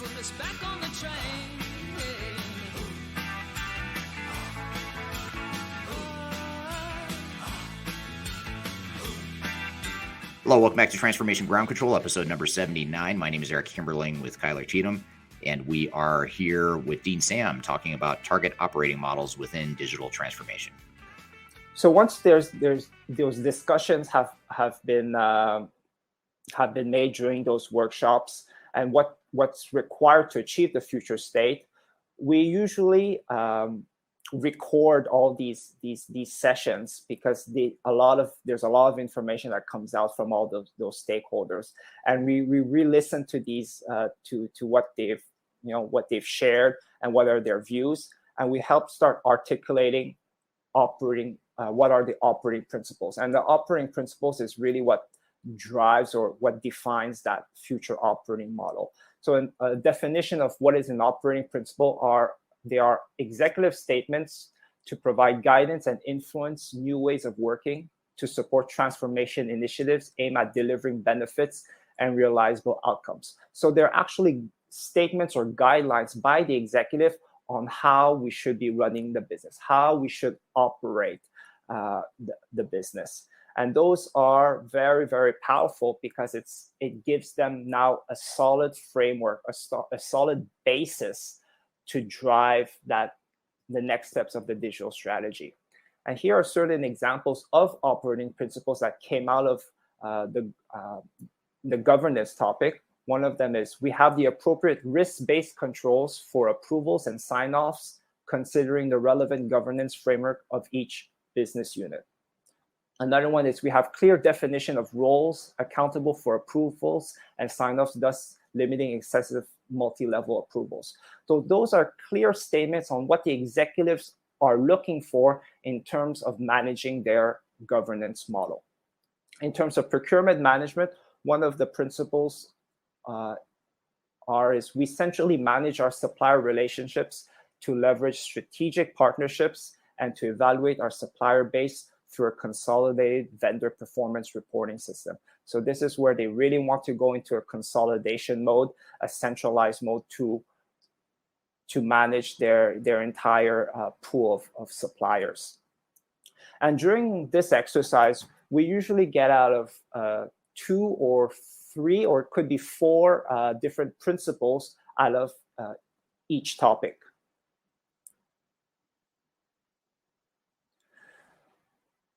So one thing I like to share is what are some 3 key characteristics in order to define or to identify or to draft your operating principles. First thing, your statement has to be in present tense. It's not "we will do this," it's "we have this," or "we are currently performing this." So it has to be in present tense. You already have to believe that it's already working with you, is working in the organization, and that helps to crystallize and that operating principles and drive how to get that how to bring that to life in your organization.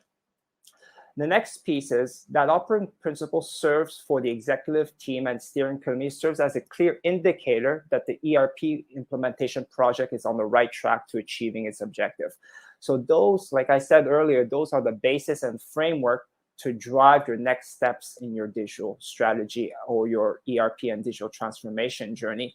And along the way, during the different project gates that you have to go through, the different project meetings, the steering codes, we're always going to rely, are these operating principles, have they been designed into the processes? Have they been designed into the build? Have they been designed into the change management program?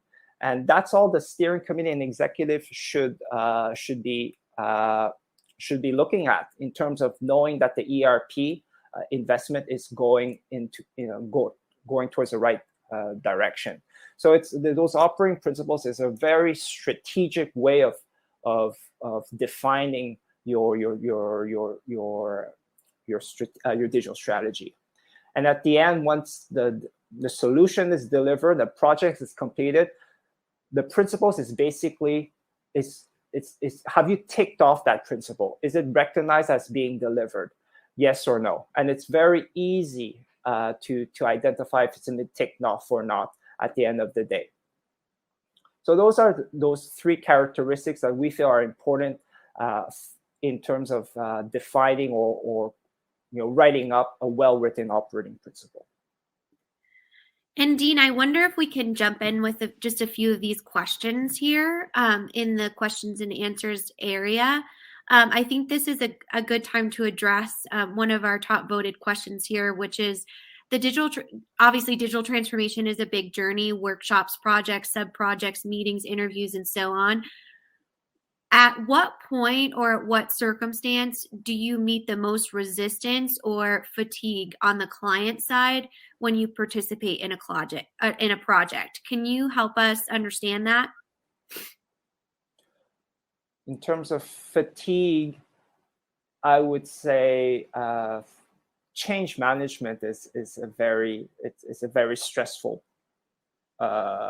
area for executives and for clients, because this is an area where roles and responsibilities will have to change whenever we start looking at the org structure and so forth. And this could be a very taxing part, both from the executives who have to drive that change, but also it could be also stressful for the functional people also, because they know that maybe their current roles and responsibilities might change along the way. Absolutely. I think that makes a lot of sense. When it comes to this operating principle, can you give us an idea of when this should be defined within a digital transformation timeline? Oh, it should be, I would consider as step zero, like Eric was mentioning. It should be done ideally at the very start, when you're even before you're considering to select a solution, having those operating principles. And I'll show some examples later of even before selecting an ERP solution, how having clear operating principles can help in that selection process. Absolutely. And if you are an organization that is working to do kind of this phase zero pre-work, what are some resources that you can look at when defining a future state operating model or a target operating model, when that may not be your day-to-day roles and responsibilities? Are you talking at the client side, I'm assuming? Yeah, so basically, if you're starting out and you want to say, hey, I'm defining my operating model or my operating principles, what are some things that they can start to do? Would it be to engage an expert, or would it be to follow a certain framework? What are just some pre-work examples of what organizations can do today within their circle of influence? Well, I think the first step, based on the mechanics, is to define which topics you like to cover, and that could start from the CEO, which topics that needs to be discussed, and then have his executive team start deliberating on what they think is important. The greatest thing about these operating principles is the discussion, really. And when you have discussions between, let's say, the CFO, the CEO, the head of operations, the head of HR, working together in defining common operating principles, is a great thing to see. As a consultant, when we take part in these discussions and these workshops, and when we have everyone around, all the key heads of the organization working together and building multifunctional operating principles, that's a great feeling, because then the chances of succeeding in your digital transformation and your ERP project, to have that full coverage and full integration of the organization really sets you on the right foot, puts you on the right foot. Absolutely. That's so well said. That dialogue and just that open feedback loop is certainly important. So keep those questions coming, folks. You can put them in the chat or the questions and answers section. You can vote on your favorite, and I'll let Dean get back to these characteristics of an operating principle. Yeah, just the certain things I'm just thinking about from these questions, and about having materials ahead of time. When we're going through these workshops and these discussions with the executives, they have a very clear idea of what they need, maybe at their department level. But now when you start looking at it interdepartmentally, that's when the magic happens, and that's the beauty of these operating principles. But at the end of the day, we believe that the executives know what they want. It's just about articulating them and collecting their information, and then building those right articulating and building those right operating principles at the end. So that was the mechanics, and here I'd like to share with you certain certain case studies. It's not really a case study where we're going in depth in a specific client, but we'd like to share with you three examples on where we've engaged this type of work stream with three types of clients, where we've helped them define their operating model and, more importantly, define their operating principles. The case one is with a vertically integrated utilities company. Case two, it has to do with a manufacturer that through mergers and acquisitions is looking to incorporate a new entity within their existing ERP. And the third case is a manufacturer that has outgrown its current ERP solution and is looking to replace their ERP. So for this first case about on this vertically integrated utilities company, this is a multinational organization, and it's composed of numerous business units which are operating independently. And they spent quite a bit of time with other consulting firms to conduct the visioning exercises to develop their new business model for the future. And when we talk about visioning a new business model, is by clearly identifying their mission, vision, and values. But while they're building that new business model, they are also looking to implement a brand new ERP to replace their legacy ERP that's been running for over I think 25 years. So the challenge here is, how do we translate those visioning exercises, those outputs, into actual ERP requirements? And that's where the operating principles provide that tangible outcome on how the organization is to operate with this new ERP. And here, I'm just going to share with you one operating principle that came out of this exercise. With this client, I think we got about 25 different operating principles that came out of this work stream. And let me just read it out here. Is we have process and information visibility of shared resources across business units. We can effectively coordinate and plan the delivery of new cross-business initiatives and programs. So, like I was mentioning, they have different. They operate with numerous business units working right now very much in silo.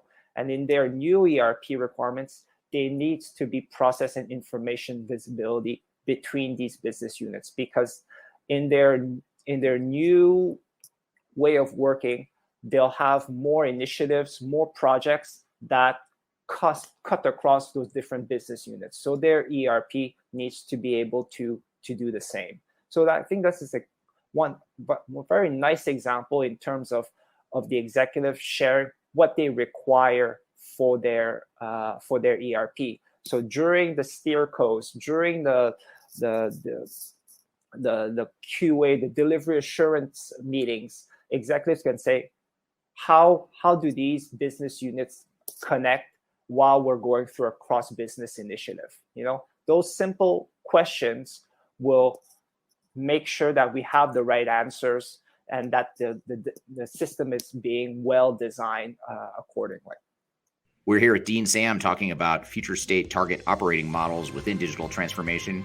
We're going to continue the conversation when we return. We'll be right back with more Transformation Ground Control.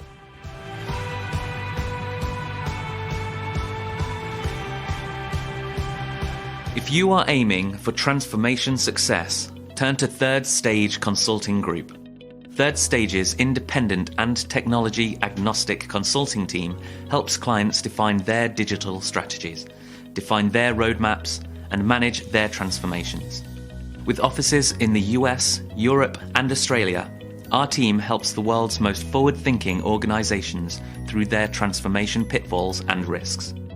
If you are embarking on a digital transformation or business change initiative, contact Third Stage Consulting to see how we can help you reach the third stage of transformation success.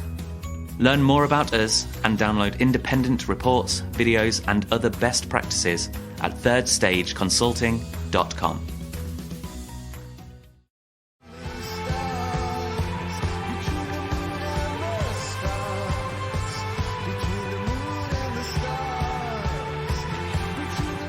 Hello, welcome back to Transformation Ground Control, episode number 79. My name is Eric Kimberling with Cheatham, and we are here with Dean Sam talking about target operating models within digital transformation. The second case is through mergers and acquisitions where a manufacturer is looking to incorporate a new entity. So you have entity A, which is using ERP X, and entity B with an ERP Y. And the result is at the group level, where you have both entities consolidated, all of them would be using ERPX. And the sales vision is to consolidate both entities on an integrated planning platform. That was the desire of the CEO. So the challenge is, what does this integrated planning platform look like? How will you consolidate at the group level? How does it look like, that consolidation piece at the group level? So the operating principles offer that opportunity to really crystallize how that consolidation would look like. Here are two examples of operating principles that came about this exercise. First one has to do with their sales and customer service department, where it has to be integrated, consolidated at a singular point, so they can service all customers relating to activities cutting across all product families. So no two sales team, no two customer service teams based on entities, but just one consolidated team. The next one is about master data management. It's across all sites, we abide by the same master data structure and data definition requirements. So it's very, very clear and obvious what the executive is looking for through this consolidation of this new entity in the ERP. They don't want this, although they'll be using the same ERP vendor or the same ERP brand, but they don't want two separate instances working in tandem. They want one instance working together. So they have to share the same master data files and have the same data definition. So it's very clear what they desire through their digital strategy. The next case is a manufacturer who has outgrown its current ERP solution. And they have already done quite a bit of analysis internally in terms of their current processes, what are their current pain points, and so forth. But oftentimes when you do these these process maps of your as is and you identify pain points are often just a symptom, but not the actual root cause of the problems of the system. So there's a lot of more work to be done in terms of identifying those root causes. And this client has engaged Third Stage to conduct a requirements-based evaluation scan of the appropriate ERP solutions. So they're looking for us to find to evaluate the best solutions for them, and we propose them to go through the operating model exercise, because that will allow them to give them the best chance of success in terms of finding or identifying the right solutions, but firstly, before finding the right or choosing the right solution, is identifying what you really need. What are your business requirements for the ERP, for your ERP, especially your cross-functional requirements. So those operating principles that we have developed, what we help them develop, will allow to derive that functional architecture and modules required for their future ERP. So again, making sure that they have the right modules and not buying too much or not enough. And this is one example of an operating principle that came out of this exercise. Is we assess the value trade-off between the cost of carrying additional end products versus changeover and productivity costs to accurately optimize the scheduling of our mixed model production lines. So here, if we unpack this statement, we're touching upon different modules that are required to deliver this actual operating principle. We're talking about inventory here in terms of identifying your locations in order to identify what are the carrying costs incurred per inventory location. We're talking about changeover and productivity and scheduling. So you require that manufacturing management module where your bill of operations and your routings have to be well defined. And then financials, where your cost allocations have to be well connected with your manufacturing management and your inventory management piece. And also what's required, and that sits below those three modules, is a business intelligence system in order to be able to calculate and develop those scenarios to assess and to ascertain that value trade-off that's required in order to develop the right scenario for their scheduling. So just by developing operating principles, again, here it's very multifunctional, and we also understand now what modules are required, but also how they have to be linked together, and that's where you really get the value out of your solutions, by linking modules together and not having them working separately.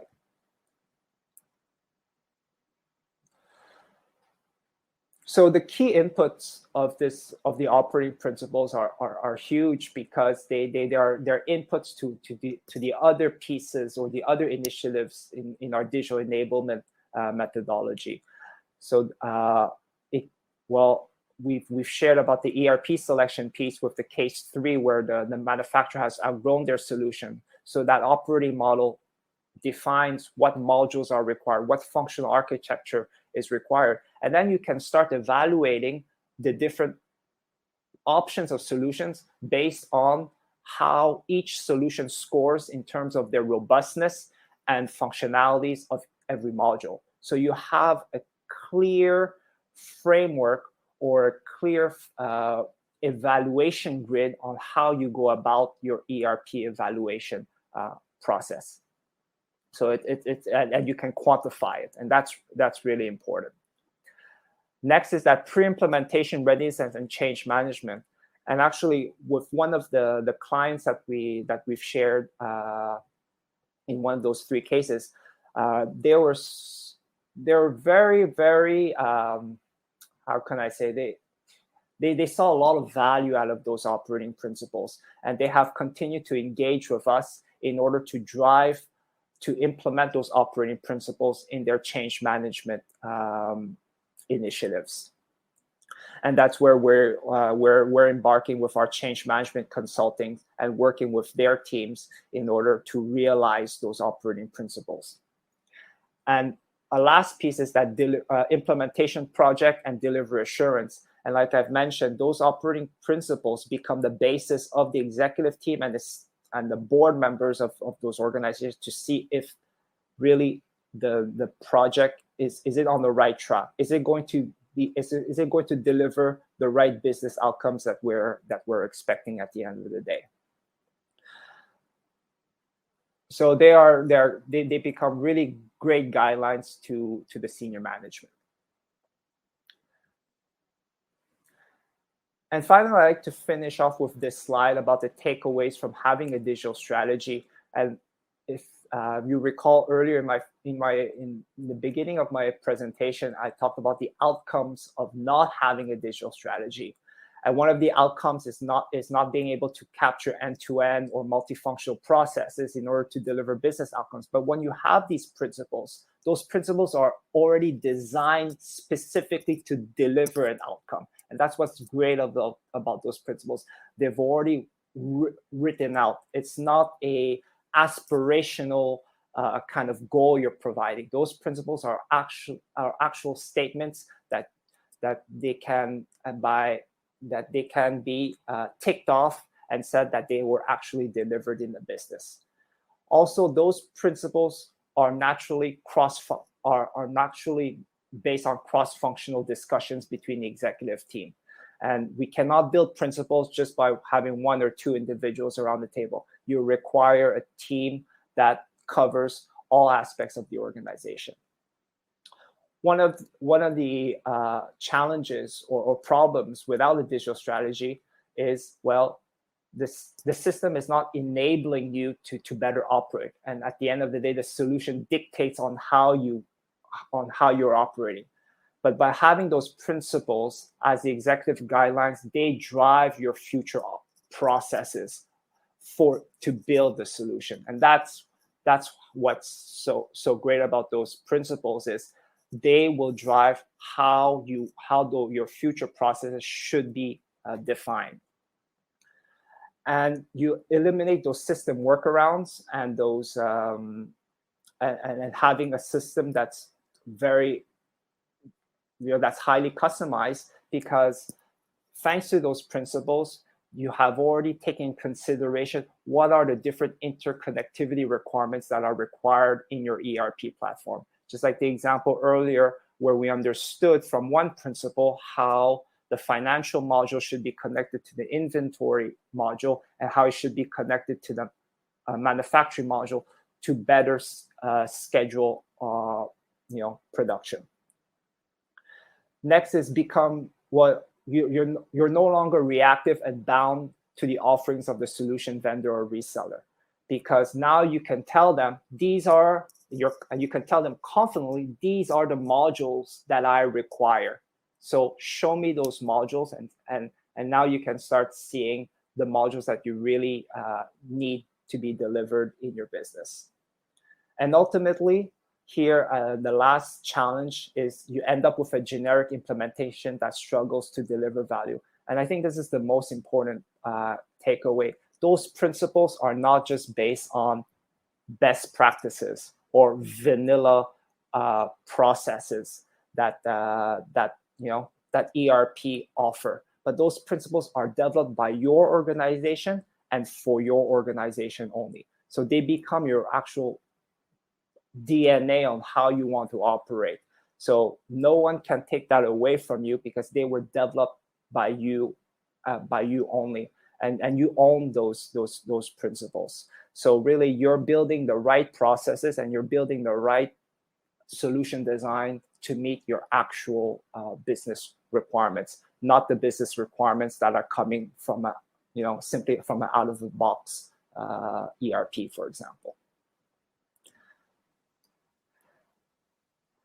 I think that's a really interesting segue, Dean, into just kind of the dialogue that we're having here in the chat, which I always love kind of these opinions.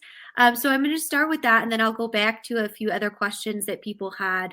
But basically, you had just touched on what it means to buy kind of an off-the-shelf software and be kind of tied to that functionality. And similarly, we're having some conversation around kind of who is the king of ERP in the APAC region. And we're talking about how perception often kind of seems to transcend the actual need of the business or the organization. So I wondered if you might speak to that from a regional perspective of how you might be able to kind of flip that perception and get the business to actually do what they need, as opposed to maybe be enchanted with a bigger vendor that might not be perfect or a great fit for their business. Well, we when we speak to potential clients, we also see the scenario where clients or potential clients don't choose third stage as a partner in order to build that digital strategy and build those operating principles and go straight to the system integrator, because they believe the system integrator has everything that they have to offer. But at the end of the day, a system integrator, what they are there for you is basically selling a system and implementing it and moving on to the next job. And unfortunately, they don't have time to really take a really deep dive on your business requirements. They do review your processes and what they require, but do they take the time to really redefine, your new data structure? Do they take the time to redefine what are all the interfunctional connectivities that could help optimize your business and functional outcomes and so forth? So this is where we come along and we help them through this exercise of articulating the operating principles. Clients see a lot of value in saying, oh, now I had a vision, or I had a good sense of how the company should operate, but now through these principles, now they could start seeing it, materialize it even more, and see how information should flow between departments, but also within modular applications. Absolutely. I think from a functional perspective, that makes a lot of sense. I'm wondering, so D365, for all of you that are kind of talking about it in the comments, again, great dialogue, is on the top of our top 10 ERP systems. We make that list globally from a lot of industry research we do, obviously from our client case studies and just overall support within the marketplace. It seems from our feedback here with our APAC stakeholders is D365 is not a well-known or not sought after, it sounds like, based on this product or based on this conversation, product in the APAC region. Is that something that you've experienced on the third stage side with some of your clients and in that space? Well, D365 is a very popular product, and we do have our clients or when we're pitching to clients, many of them do reference D365 as a potential solution for them, because a lot of them are already using Microsoft Suite applications, so they think it would be a seamless component with a D365 ERP.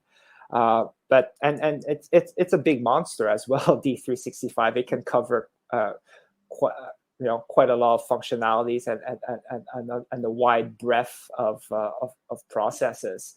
But now, depending on your size of the organization, is D365 really what you require? Because you might be ending up paying a lot, but not be utilizing that full suite of functionality. And that's why going through those operating principles, defining what exactly the modules that you require and what kind of information connectivity that you require, then you can start also looking at possible other, maybe less expensive solutions or less unknown solutions that can cover, and satisfy your operating principles. Absolutely. And everyone here, please stay tuned for Wayne's keynote after this. He is actually talking about software selection and vendors in greater detail. So definitely stay tuned for that. The question I want to end with here before we take a quick break and come back is Roberto asked you specifically if you could explain more in the BI in your process or the business intelligence rather than just a part of the system. So I think he's asking you to just elaborate on business intelligence in general, maybe not just in the granular system activation. Does that make sense? Well, it all depends on the operating principles that came out that come out of this exercise. The example that I provided with case number 3, where the manufacturer has outgrown their current ERP, and part of the functional architecture is having a business intelligence, because in their operating principles, I think we've developed over almost 50 operating principles with this client. And out of the 50, 10 operating principles were focused on scenario modeling, or scenario modeling and building algorithms to find the right scenarios, or find the most optimal options. And therefore, so in their respect, they had a big need. They had a clear requirement for a business in a robust business intelligence module in order to cover the entire breadth of functional modules that are required in the ERP. If in other circumstances, where during the operating model exercises, where there wasn't much of a need to develop scenario modeling and build analytics in their operating model, then we would refer back to just maybe using the reporting system and the BI functionalities that are already embedded in that ERP solution. Thank you, Dean. That was a great presentation, very helpful and very relevant to any sort of digital transformation. And hopefully the audience found some value in that discussion as well. There's a couple of threads we want to pull on and follow up on related to that conversation. But first, we'll take a quick break. We'll be right back with more Transformation Ground Control.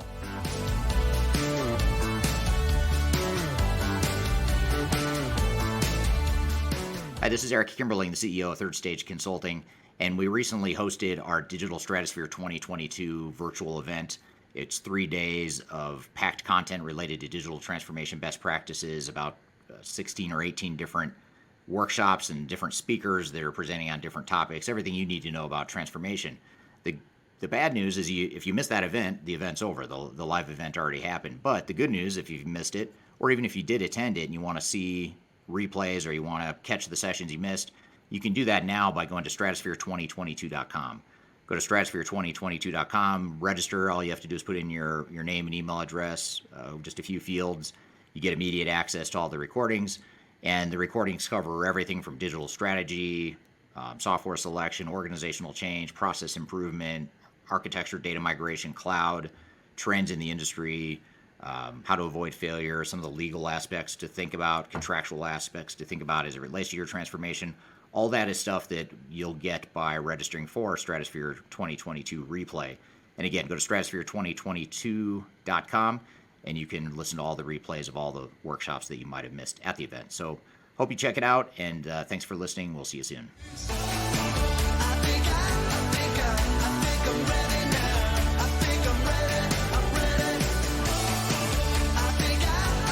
Hello, welcome back to Transformation Ground Control, episode number 79. And we just had Dean Sam on the show talking about the future state target operating models and how that all ties into digital transformation. What were some of your thoughts in that presentation, Kyler?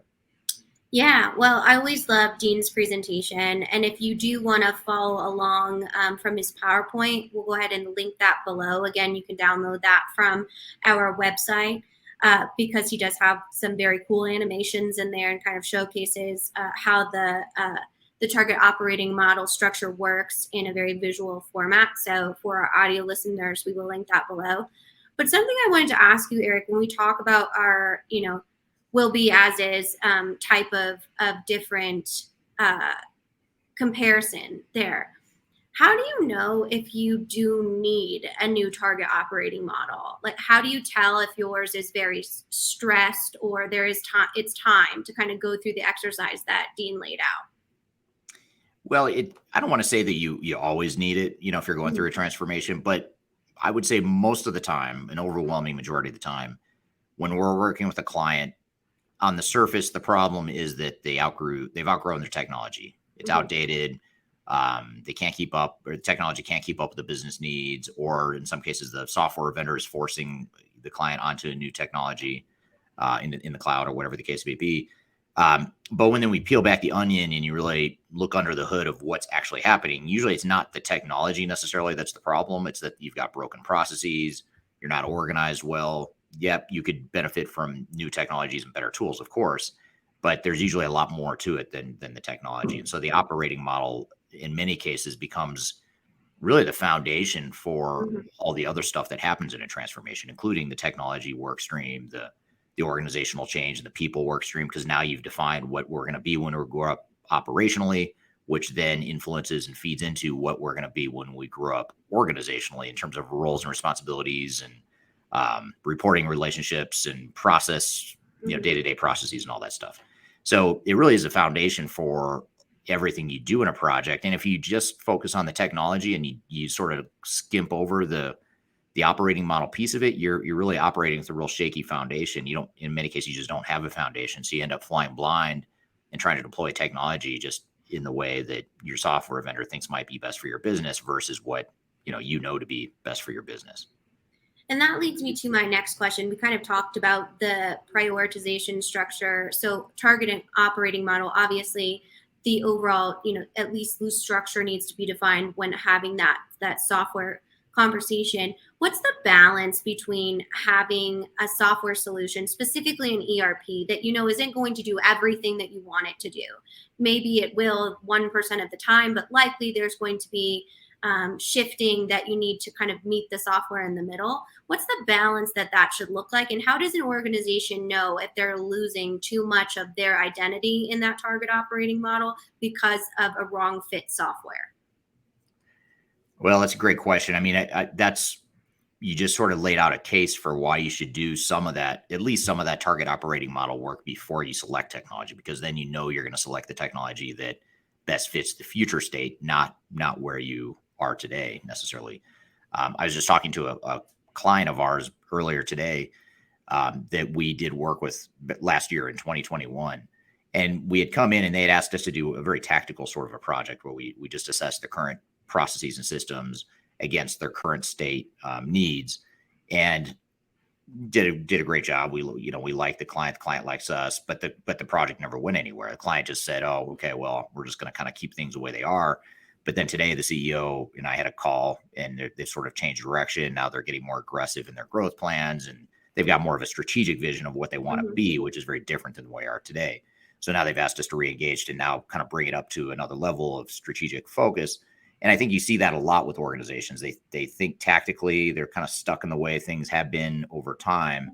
And it takes someone like that, someone or a group of people within the organization to really rocket off center to kind of get back up to the strategic level, which would focus on the target operating model, among other things. Absolutely. So we have a target operating framework that you and team have put together that feature kind of a roadmap: business processes, competencies, skills and tools, people, customer experience or the voice of the customer, training, organizational design, research and development, and the center of excellence being kind of the end of it. Can you kind of talk us through why that overall flow is what you recommend when looking at defining a target operating model? Yeah, it's a way to really keep things grounded, so you're not getting too philosophical, because the philosophical debates for organizations are very challenging, because then no one can ever agree on just general like philosophies of how a process should be if we're sort of flying blind or just debating in generalities. But if we tie it to our company strategy, our organizational strategy, and what it is we're trying to accomplish as a team and as a company, then it sort of becomes more tangible and is more grounded in that. So that whole framework is meant to unpack all these different dimensions of a company strategy, knowing that the target operating model for company A is probably or should look a lot different than the target operating model for company B. Even if you're in the same industry, even if you're very similar companies, you should, and most companies will have different target operating models based on what they're trying to accomplish. So that framework, that organized methodology and framework is meant to really unpack it in that way. Absolutely. And if you want to know more about this framework that I'm referencing, Eric does have a variety of blogs on functional architecture that features that information. If you go to our website, we have a whole thought leadership section where you can read our blogs, guides, and reports, see this podcast, our videos, and then look at our upcoming events. And speaking of upcoming events, this clip was from our APAC regional digital stratosphere that we did back in June of 2022. As Eric mentioned, it is still available on our website and at stratosphere2022.com. You can see the recordings for all of that. They're also available cut up on our YouTube page as well. And then we do have our EMEA stratosphere coming up on September 16th of 2022, which will feature our Europe, Africa, and Middle East stakeholders. So definitely head over to our website. You can register for that there. It is a free event, and then be sure to join live so you can kind of engage in some of these comments that you heard Dean kind of answering a lot of those different questions from the audience in our APAC region during his keynote there. Yeah, absolutely. Well, good.